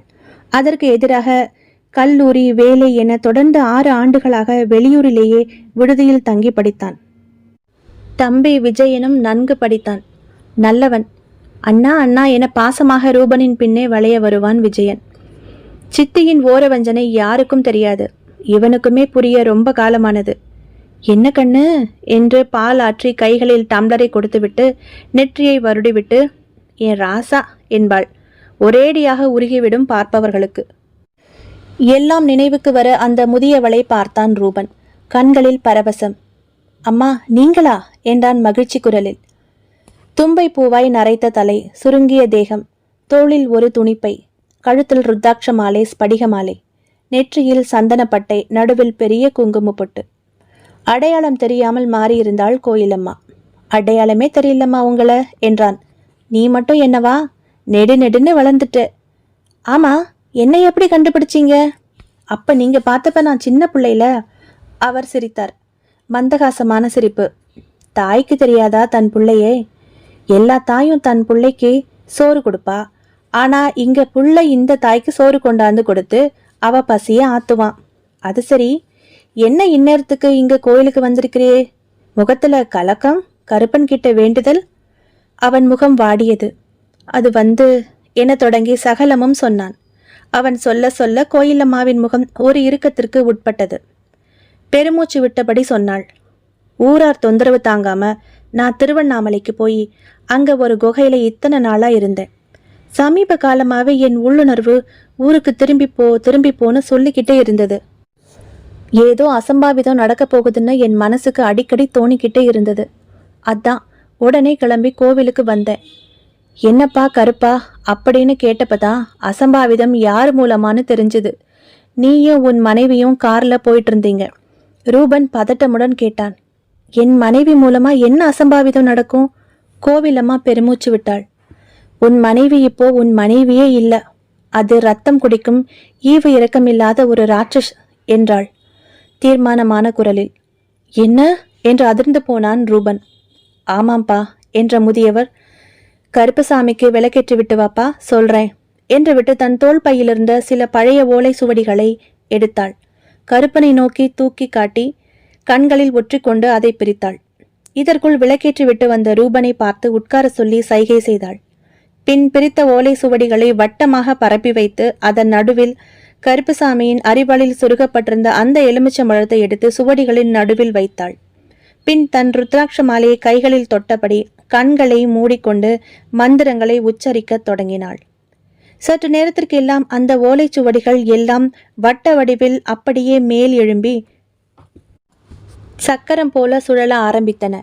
மெதுவாக அதன் மேலே வெளிச்ச புள்ளிகள் தோன்றி சுவடிகளிலிருந்து ஏதேதோ ஸ்லோகங்கள், முத்திரைகள், முக்கோண சக்கரங்கள், எழுத்துகள், வடிவங்கள் என தோன்றி தோன்றி மறைய ஆரம்பித்தது. அந்த இடமே LED பல்பு வெளிச்சம் போட்டது போல் இருந்தது. ரூபன் வாய் பிளந்தபடி ஆச்சரியத்தில் மூழ்கியிருந்தான். கடைசியில் மந்திரத்தை நிறுத்திவிட்டு கண்களை திறந்தாள் கோயிலம்மா. சுவடிகள் எல்லாம் பழைய நிலைமைக்கு வந்தன. ரூபனை பார்த்தாள். கண்ணு, உன் மனைவியை பிடிச்சிருக்கிறது தற்செயலா நடந்திருக்கு. உன் சித்தி ஒரு அரைக்குறை மாந்திரிகன் கிட்ட உன் மனைவியை பத்தி சொல்லி அவளுக்கு ஏவல் வைக்க சொல்லி இருக்கா. நீங்க 2 பேரும் சேர்ந்து வாழக்கூடாது. அந்த பெரிய வீடு உங்களுக்கு சொந்தமாக கூடாது. அது அவன் பையனுக்கு தான் கிடைக்கணும்னு. ஒன்று அந்த பொண்ணு தன்னில மறந்து உன்னை விட்டு பிரிகிற மாதிரி, அல்லது உன்னை கொன்னுட்டு தன் உயிரை தானும் மாய்ச்சிக்கிடுற மாதிரி. என்னம்மா சொல்றீங்க? அதிர்ச்சி மேல் அதிர்ச்சியாய் இருந்தது அவனுக்கு. இன்னும் கேள். அவன் ஏவல் ரொம்ப சாதாரணம். அதுக்காக அவன் தேர்ந்தெடுத்த இடம்தான் படு பயங்கரமான ஒரு இரத்த காட்டேரி உறங்குகிற இடம். அந்த இடத்துல ரத்தம் படைச்சு செய்யக்கூடாத பூஜையை அமாவாசை நாளில் பண்ணியிருக்கான். அது எழுந்திருச்சு அவன் விட்ட ஏவல் பின்னாடி போயிருக்கு. அங்கே வீட்டு விளக்காய் இருந்த ஜென்சியை பார்த்துட்டு அவள் மூலமா தன் இரத்த தாகத்தை தீர்த்துக்க முடிவு பண்ணி அவளை நெருங்கி இருக்கு. ஆனா அவள் கழுத்துல போட்டிருந்த புனித சின்னத்தால அதனால அவளை நெருங்க முடியல. அவளை தாக்கிட்டு போயிடுச்சு. ஆனா உன் சித்தியின் நைச்சியமான புத்தியால அவள் அதை கழட்டி வச்சிடவும் அவ எந்த பாதுகாப்பும் இல்லாம இருக்கிறத தெரிஞ்சுக்கிட்டு அன்னைக்கு ராத்திரியே அவள் மேல அது ஏறிக்கிடுச்சு. அந்த மாந்திரிகன் விட்ட ஏவல் இதுக்கு முன்னாடி ஒன்றும் பண்ண முடியாம திரும்பிடுச்சு. அநேகமா அது உன் சித்தி அல்லது அந்த ஏவி விட்டவன் யாரையாவது பழி வாங்கிட்டு அதுவும் இந்நேரம் அழிஞ்சிருக்கும் என்று அவர் முடித்த அதே வினாடியில் அதே நேரத்தில் அந்த ஊரை விட்டு காட்டுப்பகுதியில் வேக வேகமாக போய்க் கொண்டிருந்தான் அந்த கத்துக்குட்டி மந்திரவாதி. அப்போது யாரோ சிரிக்கும் சத்தம் கேட்டது. அவன் நின்று திரும்பி பார்க்கவில்லை. திரும்பினால் என்ன ஆகும் என்று அவனுக்கு தெரியும். ஏய், என்கிட்டே உன் வேலையை காண்பிக்கிறியா? தொலைச்சிடுவேன் தொலைச்சு என்னை சத்தமாக கத்திவிட்டு மேலும் விடுவிடுவென நடந்தான். மந்திரவாதி, டே மந்திரவாதி என பல குரல்கள் வெளிப்பட்டு அவன் பிடரியை குறுகுறுக்க வைத்தது. வியர்த்து வழிந்து கொண்டே முன்னோக்கி நடந்தான். ஞான் இப்போ நின்னை கொண்டு கழியும் என்ற ஒரு கீச்சு குரல் அவன் செவியை துளைக்க பயத்தில் ஓட எத்தனித்தவன் கல் பிரட்டி அப்படியே திரும்பி மல்லாந்து விழுந்தான். அந்த சிரிப்பு இப்போது பேய்ச்சிரிப்பாக மாறியது. அந்த ஏவல் பிசாசு நின்று கொண்டிருந்தது அவன் கண்முன்னே. இதுவரை தன்னை அடக்கி வைத்து வேலை வாங்கி கொண்டிருந்த கோபத்திலும் தான் தேடி வந்த ஏவல் பலிக்காமல் அந்த இரத்த ராட்சசிடம் அடிபட்டு வந்த ஆவேசத்திலும் இருந்த அந்த ஏவல் பிசாசு அந்த மந்திரவாதியின் நெஞ்சு மீது அப்படியே ஜங் என்று ஏறி உட்கார்ந்து கொண்டு அவனை உற்று பார்த்தது. காற்றாய் அலையும் உடலில் 2 கோர கைகள் திடீரென முளைத்தன. வேண்டா, என்னை விட்டுடு அவன் கதற கதற அவன் கழுத்தை கவ்வி பிடித்து ஏதோ பொம்மையை திருகுவது போல் அப்படியே திருகி தூக்கி எறிந்துவிட்டு அதுவும் அலறிக்கொண்டே எரிந்து சாம்பலாகி போனது. அத்தியாயம் 16. துல்லியமான அதே நேரத்தில் சொக்கம்பட்டி கிராமமே பயந்து அலறிக் கொண்டிருந்தது. பங்களாவினுள் விட்டு விட்டு கேட்கும் பேச்சிருப்பும் ஆங்கார கூச்சலுமாக அவர்கள் நெஞ்சை பிடித்து கொண்டு உறைந்து போயிருந்தார்கள். ஜமீன்தார் வீட்டில் வளர்க்கப்பட்டு வந்த ஆடு மாடு கோழி என சகலமும் ஜென்சியால் துவம்சமாகி கொண்டிருந்தன. இரத்தத்தை உறிஞ்சி உறிஞ்சி தெருவில் தூக்கி வீசி எறிந்து கொண்டிருந்தாள் அவள். தொப் தொப் என இரத்த பசையின்றி வெளுத்த அவற்றின் உடல்கள் வந்து விழுந்து கொண்டிருந்தனர். யாரும் வீட்டுக்குள் இல்லை. எல்லோரும் வெளியே ஒரு பொதுவெளியில் கூடி உட்கார்ந்திருந்தனர். கருப்பன் கோயில் பூசாரி ஏதோ பூசை போட்டு கொண்டிருந்தார். பீதி நிறைந்த முகங்களுடன் ஜமீன்தார், ஊர் தலைவர் உட்பட எல்லோரும் அவரையும் தூரத்தில் தெரிந்த பங்களாவையும் மாறி மாறி பார்த்து கொண்டிருந்தனர். எந்த நேரத்தில் பங்களாவிலிருந்து வெளியே வந்து அது குதிக்குமோ, யார் கழுத்தை கவ்வுமோ என்ற இமாலய பீதியில் நடுநடுங்கி போய் பிள்ளைக்குட்டிகளை அணைத்தபடி உட்கார்ந்திருந்தனர் மக்கள். பூசாரி பூஜை முடித்ததும் பங்களாவினுள் சட்டென்று அமைதி குடிகொண்டது.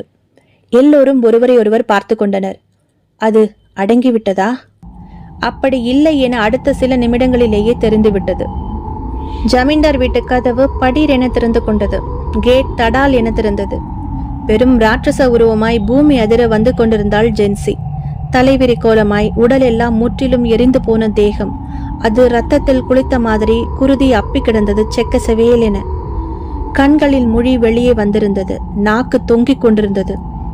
7 அடி உயரத்திற்கு வளர்ந்திருந்தாள். கரணை கரணையாய் கைகள், நீண்டு வளர்ந்திருந்த கால்கள், உடலை மூடியிருந்த நீள முடி, விழிகளில் வெறும் சிவப்பு நிறம். ஐயோ அம்மா என கதற ஆரம்பித்தனர் பீதியில் மக்கள். அது வந்துடுச்சு வந்துடுச்சு. அவர்கள் முன் வந்து நின்றது அந்த பைசாச உருவம்.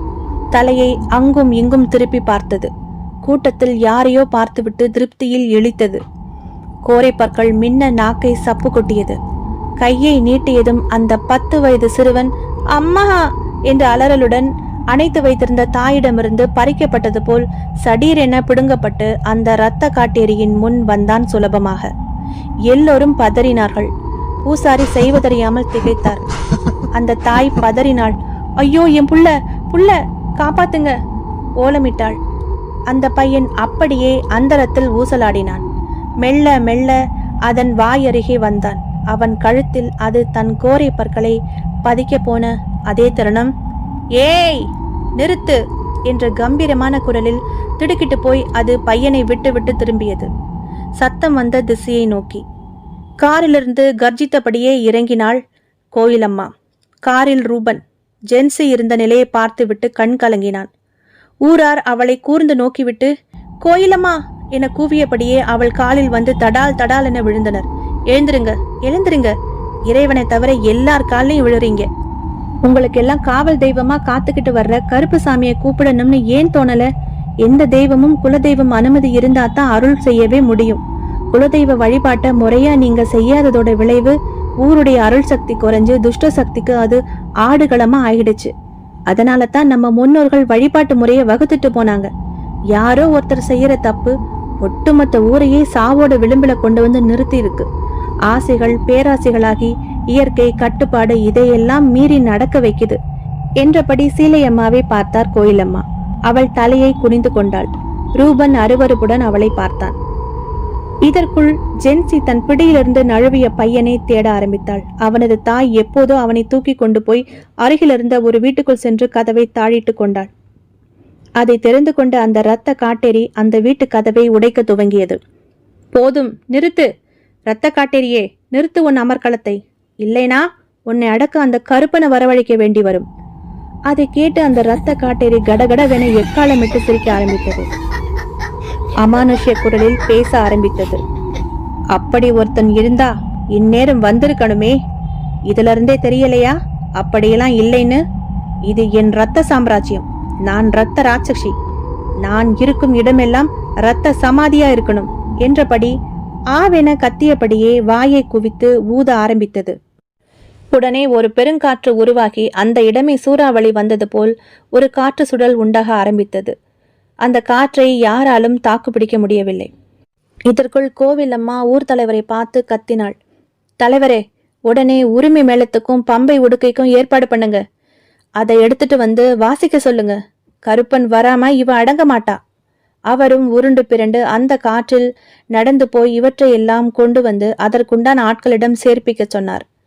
இதற்குள் ஜென்சியின் கையில் வசமாக சிக்கினாள் சீலையம்மா. ஐயோ, அவளை விட்டுடு! ரகுநந்த பூபதி அலறினார். அவளை அப்படியே மேலே தூக்கியது, முடியை பிடித்து. சீலையம்மா திணறினாள். வேணா, விட்டுடு. உன்னை வெளிக்கொண்டு வந்ததே நான் தானே.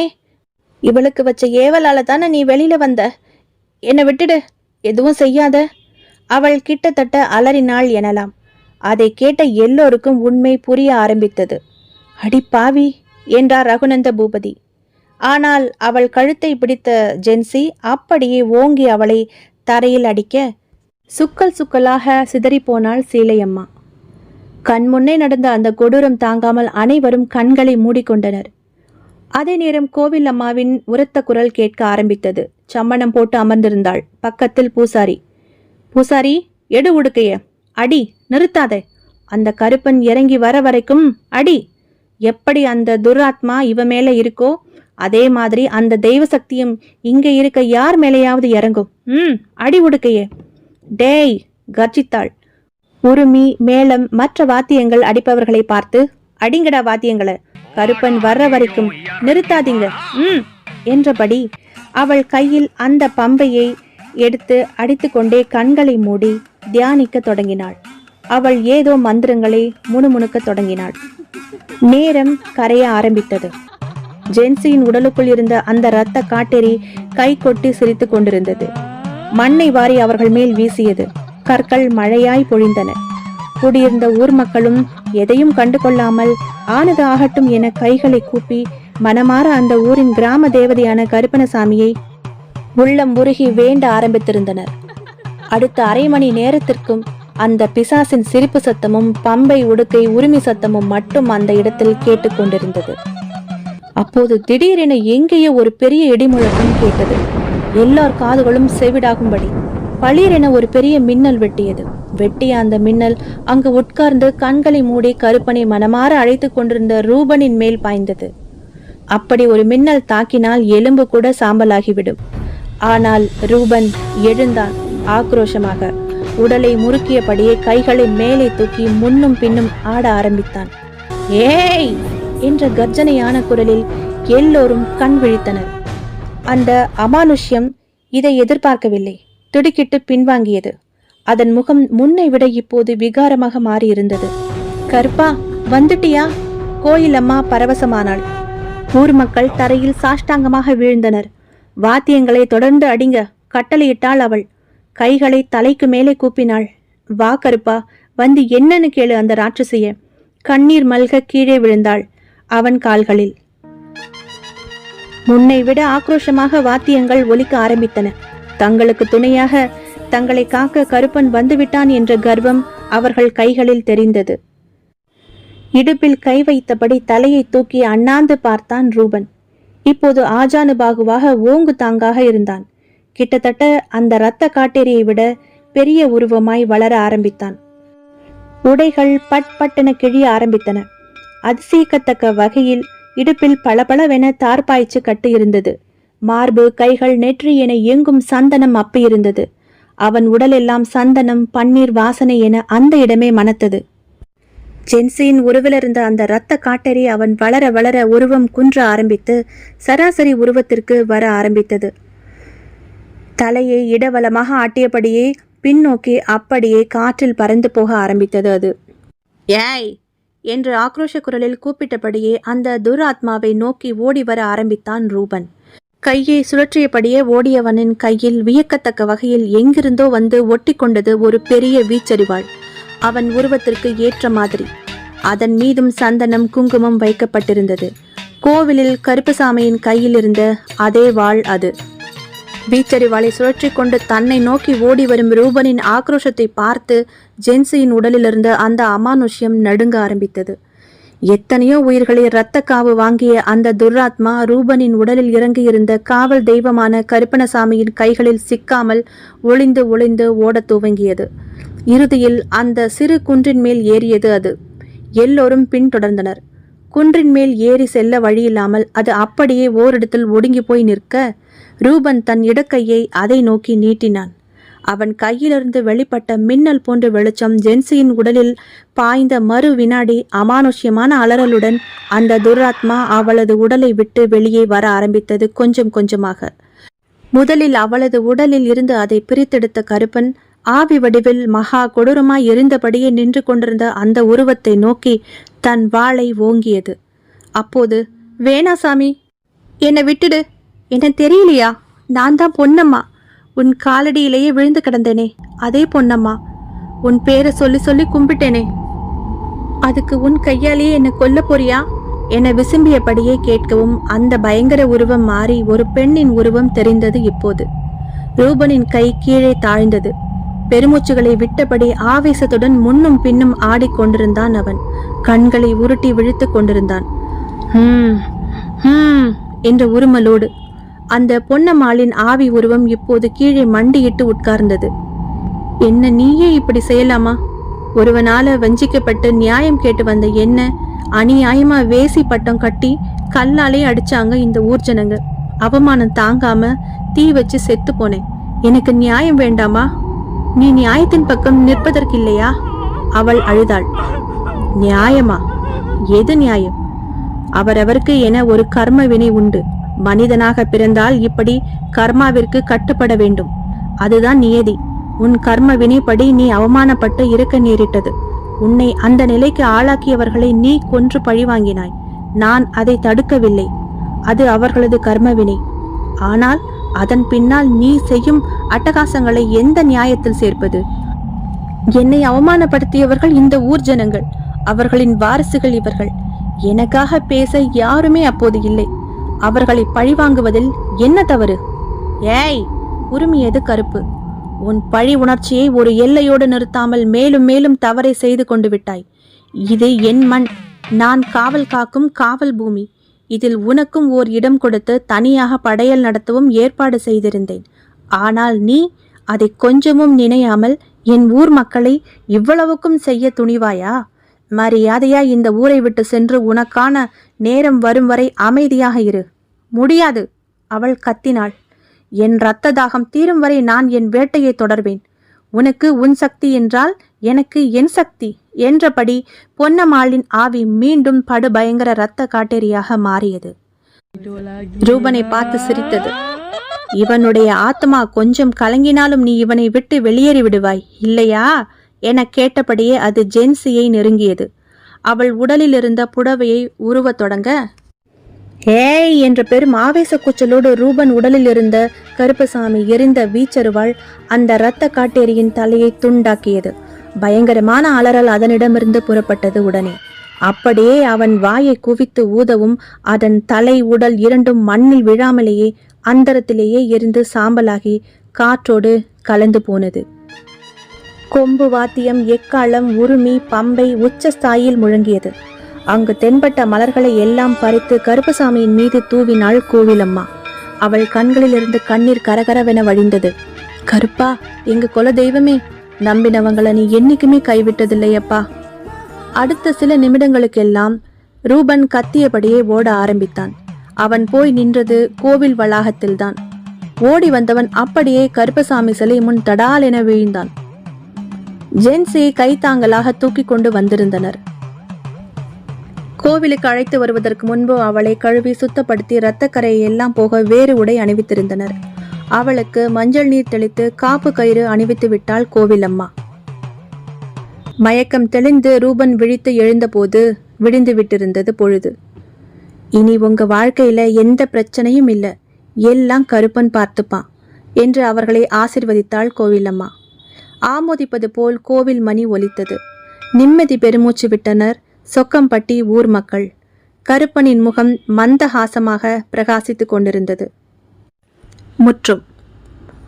நான் எழுதின இந்த அமானுஷ்ய நாவல் எப்படி இருக்குன்னு கமெண்ட்ஸில் சொல்லுங்கள். மீண்டும் ஒரு திகில் அமானுஷ்ய கதையில் உங்களை சந்திக்கிறேன். ரொம்ப நன்றி.